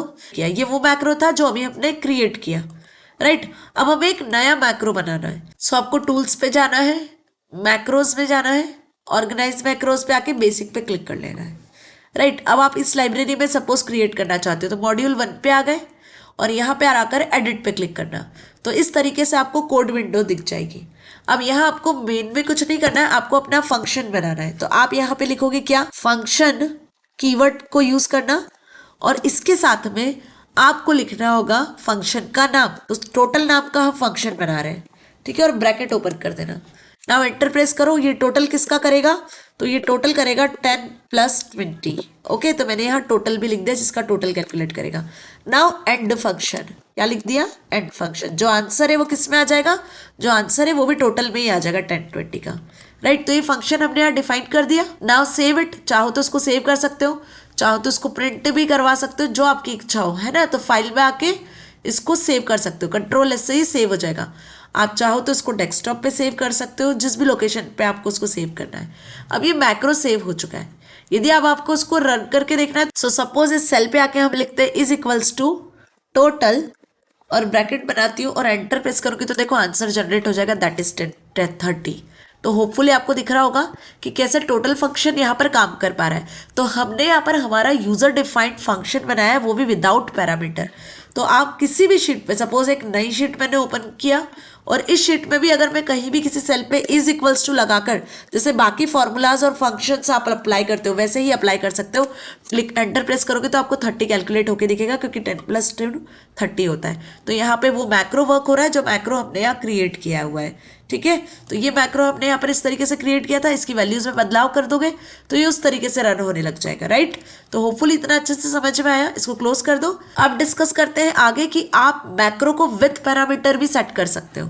तो using a macro with parameter, तो पैरामीटर होते क्या है, macro act as a function, we can pass arguments also. Arguments को आप वैल्यूज भी कहते हो, पैरामीटर्स भी कहते हो। जैसे अभी जो टोटल फंक्शन था वो टोटल फंक्शन सिर्फ और सिर्फ 2 ही वैल्यू पे काम कर रहा था, वो थी 10 + 20, दैट इज 30 आंसर जनरेट कर रहा था। बट व्हाट अबाउट कि यदि आप इस पैरेंथेसिस में कोई पैरामीटर पास कर देते हो तो क्या होगा कि ये मल्टीपल वैल्यूज के लिए वर्क कर पाएगा। तो जो वैल्यू आप यहाँ पे दोगे ये उस वैल्यू के लिए कैलकुलेशन करके देगा। तो यहाँ पर वही लाइन लिखी हुई है, to allow a macro to accept a value simply type a name and between the parenthesis at the beginning of the macro type the value. तो इसका सिंटेक्स होता है, फंक्शन लिखते हैं, फंक्शन का नाम लिखते हैं और जो ये पैरेंथेसिस होती है ना, इस पैरेंथेसिस के अंदर हमें पैरामीटर लिखने होते हैं। यदि एक से ज्यादा पैरामीटर है तो कॉमा से सेपरेट करते हो। फिर जो आपका फंक्शन का कोड है वो, और जहां वैल्यू रिटर्न होनी है फंक्शन नेम में वो, देन एड फंक्शन। फिर इसको कॉल कैसे करोगे, तो इसको वैसे ही कॉल करोगे जैसे अभी टोटल को कॉल किया था, इज इक्वल्स टू लगा के फंक्शन का नाम और ब्रैकेट में पैरामीटर लिख देंगे। मतलब अभी जो हमने टोटल फंक्शन बनाया था उसको इसी तरीके से कॉल किया था, टोटल बनाकर ये लगाया था, तो यहाँ पे कोई भी पैरामीटर नहीं था, ये विदाउट पैरामीटर था। अब कोई फंक्शन आप डिजाइन करते हो तो उसको आप इज इक्वल्स टू लगाओगे, यहाँ पे फंक्शन का नाम लिखोगे और यहाँ पे आप इसकी वैल्यूज भी लिखोगे, मतलब इसके पैरामीटर्स भी लिखोगे जिस पर ये कैलकुलेट होना है। ओके तो फॉर एग्जाम्पल हम क्या करते हैं, हम एक शीट बनाते हैं जिसमें कैलकुलेट करवाते हो आप वैल्यूज को। जैसे फॉर एग्जाम्पल मैं बात करूँ एरिया ऑफ सर्कल के, ठीक है, तो एरिया ऑफ सर्कल की यदि मैं बात करती हूँ तो आपको रेडियस की जरूरत होती है। तो सपोज आपने एक शीट बना ली जिसमें 2 3 4 इस तरीके से रेडियस दे दी और यहाँ पे एरिया कैलकुलेट होना चाहिए। अब एरिया का फॉर्मूला क्या होता है, पाई आर स्क्वायर, मतलब 3.14 इंटू 2 इंटू 2, ये रेडियस की वैल्यूज है सारी। इस तरीके से कैलकुलेशन होना चाहिए और ये रिपीटेडली परफॉर्म होना चाहिए। तो इसको किस तरीके से करोगे ये देखते हैं। यहाँ पे हम पैरामीटर्स का यूज करेंगे। ओके तो आ जाते हैं लिब्रे ऑफिस कैल्क पे वापस, और यहाँ से हम एक नई शीट क्रिएट कर लेते हैं और इस शीट में मैं कुछ डेटा जनरेट करती हूँ। जैसे फॉर एग्जाम्पल मैंने यहाँ लिखा रेडियस, ओके, और इधर लिखा एरिया, अंडरस्टैंड, और यहाँ कुछ रेडियस लिख लेती हूँ 2 3 4 5 6 7 8 9, ये मैंने कुछ रेडियस एंटर कर लिया, 10 तक एंटर कर लेते हैं, ठीक है। नाउ अब हम एक ऐसा मैक्रो बनाना चाहते हैं जो इन सब नंबर्स का, ऐसे और भी नंबर्स हो तो उनका एरिया ऑफ सर्कल जनरेट कर दे, ठीक है। तो हमें क्या करना होगा, वही सेम स्टेप्स, टूल्स में जाना होगा, मैक्रोज में जाना होगा और इसी के साथ आपको ऑर्गेनाइज मैक्रो में बेसिक पर आना होगा, राइट। अगेन आप क्या चाहते हो कि आप जो मैक्रो क्रिएट कर रहे हो वो लाइब्रेरी के अंदर ही कोई नया मैक्रो आप क्रिएट करना चाहते हो, मॉड्यूल, तो न्यू पे आ गए। तो जैसे ही न्यू पे आओगे तो देखो नया मैक्रो या मैक्रो 1 नाम के मैक्रो में चेंजेस हो जाएंगे, मैक्रो का नाम आ रहा है, ठीक है। पर हमको क्या करना है, एक फंक्शन क्रिएट करना है ना। तो आप यहाँ लिखो फंक्शन, ओके, फंक्शन का नाम क्या दोगे, सपोज एरिया, एरिया नाम का फंक्शन बना रहे है ना, या रेडियस पास करोगे क्योंकि आर, तो आर नाम से हम यहाँ पे रेडियस पास कर देते हैं, एंटर करते हैं और जो एरिया कैलकुलेट होगा वो कैसे कैलकुलेट होगा, 3.14 multiply r multiply r, okay. तो इस तरीके से आपने फॉर्मूला लिखा और एरिया की वैल्यू भी रिटर्न हो रही है। नाउ एंड फंक्शन, क्या लिखा आपने, एंड फंक्शन। तो अब यहाँ पे जो आपने यहाँ आर पास किया हुआ है, ये आपको दिख रहा है, जो आर आपने यहाँ पास किया हुआ है ये पैरामीटर है, ये वैल्यू है, ओके। अब इसको कर लेते हैं सेव, तो इसको हम यहाँ से कर लेते हैं सेव। तो अब हम इसको सेव करने के बाद जरा रन करके देखते हैं, राइट। तो यहाँ पे आपको लिखना होगा क्या, is equals to area, area नाम का आपने फंक्शन बनाया, ब्रैकेट लगाते हो और अब आर की वैल्यू देनी होगी। तो आर यहाँ पे हमने पास किया था, सपोज आर हम ये 2 दे देते हैं, तो A2 नंबर वाली सेल सेलेक्ट किया, एंटर प्रेस करो तो देखो आंसर आ गया 12.56। सेम फॉर्मूला आप यहाँ भी अप्लाई कर सकते हो, इज इक्वल्स टू एरिया लिखो, ब्रैकेट ओपन करो और ये 3 वैल्यू यहाँ पास कर दो, है ना। तो A3 वाली सेल में 3 वैल्यू है वो यहाँ आ गई, एंटर प्रेस कर दो। So this is whole about the area जो जनरेट हो रहा है 3.14 इंटू आर करके। इसको सिलेक्ट करके इस प्लस हेयर सिंबल से ड्रैग करोगे तो सभी का एरिया ऑफ सर्कल जनरेट हो जाएगा। तो होपफुली आपको ये बहुत अच्छे से समझ में आया कि कोई पैरामीटर आप देकर किसी भी वैल्यू के अकॉर्डिंग मैक्रो को जनरेट करवा सकते हो। आप खुद के फंक्शंस यहाँ डिफाइन कर सकते हो मैक्रो की मदद से। तो अभी तक हमने सम फंक्शन यूज किया था जो यहाँ का बिल्ट इन होता है। जैसे फॉर एग्जाम्पल कि मैं यहाँ पे सम फंक्शन यूज करती हूँ जो कि बिल्ट इन फंक्शन है, पहले से यहाँ पर लिब्रे ऑफिस कैल्क में जनरेटेड है और यहाँ हम रेंज सिलेक्ट कर लेते हैं तो ये टोटल भी निकल आएगा एरियाज का। और एरिया नाम के फंक्शन से सर्कल का एरिया कैलकुलेट हो रहा है। तो ये बिल्ट इन फंक्शन था सम फंक्शन, और एरिया नाम का फंक्शन जो आपने अभी क्रिएट किया है यहाँ पर आपका यूजर डिफाइंड फंक्शन है, वो हमने यहाँ पर यूज किया है। तो मैक्रो की मदद से हम हमारे यूजर डिफाइंड फंक्शंस को भी क्रिएट कर सकते हैं। और स्टेप्स क्या है, वही सारी सेम स्टेप्स है कि टूल्स मेन्यू में जाकर आपको मैक्रो से जाकर run macro, edit macro, macro को एडिट करना है तो you can edit also. Edit macro पे क्लिक करोगे तो जिस मैक्रो को यहाँ से एडिट करना है उसको एडिट कर सकते हो, राइट। जिस भी कहीं पे चेंजेस करना है वो चेंजेस आप यहाँ से कर सकते हो। ओके तो आपको टूल्स पे जाना होता है, मैक्रोज में जाना होता है, यहीं से रिकॉर्ड कर सकते हो, मैक्रो को रन कर सकते हो, मैक्रो को ऑर्गेनाइज कर सकते हो। बेसिक पाइथन, जावास्क्रिप्ट किसी भी लैंग्वेज में कोड करके फंक्शंस को क्रिएट कर सकते हो। आप अपने अकॉर्डिंग अपने यूजर डिफाइंड फंक्शंस को यहाँ पर यूज कर सकते हो। सो होपफुली आपको बहुत अच्छे से मैक्रो समझ में आ चुका है। अब इससे रिलेटेड कोई क्वेश्चन आएगा एग्जाम में तो आप वो आसानी से करके आ सकते हो। कोई भी डाउट होता है तो आप कॉमेंट सेक्शन में लिख सकते हो। इसका एक बार प्रैक्टिकल करके जरूर देखना ताकि आपको ये टॉपिक क्रिस्टल क्लियर हो सके। मिलेंगे अगले सेशन में। Till then stay happy. Thank you so much.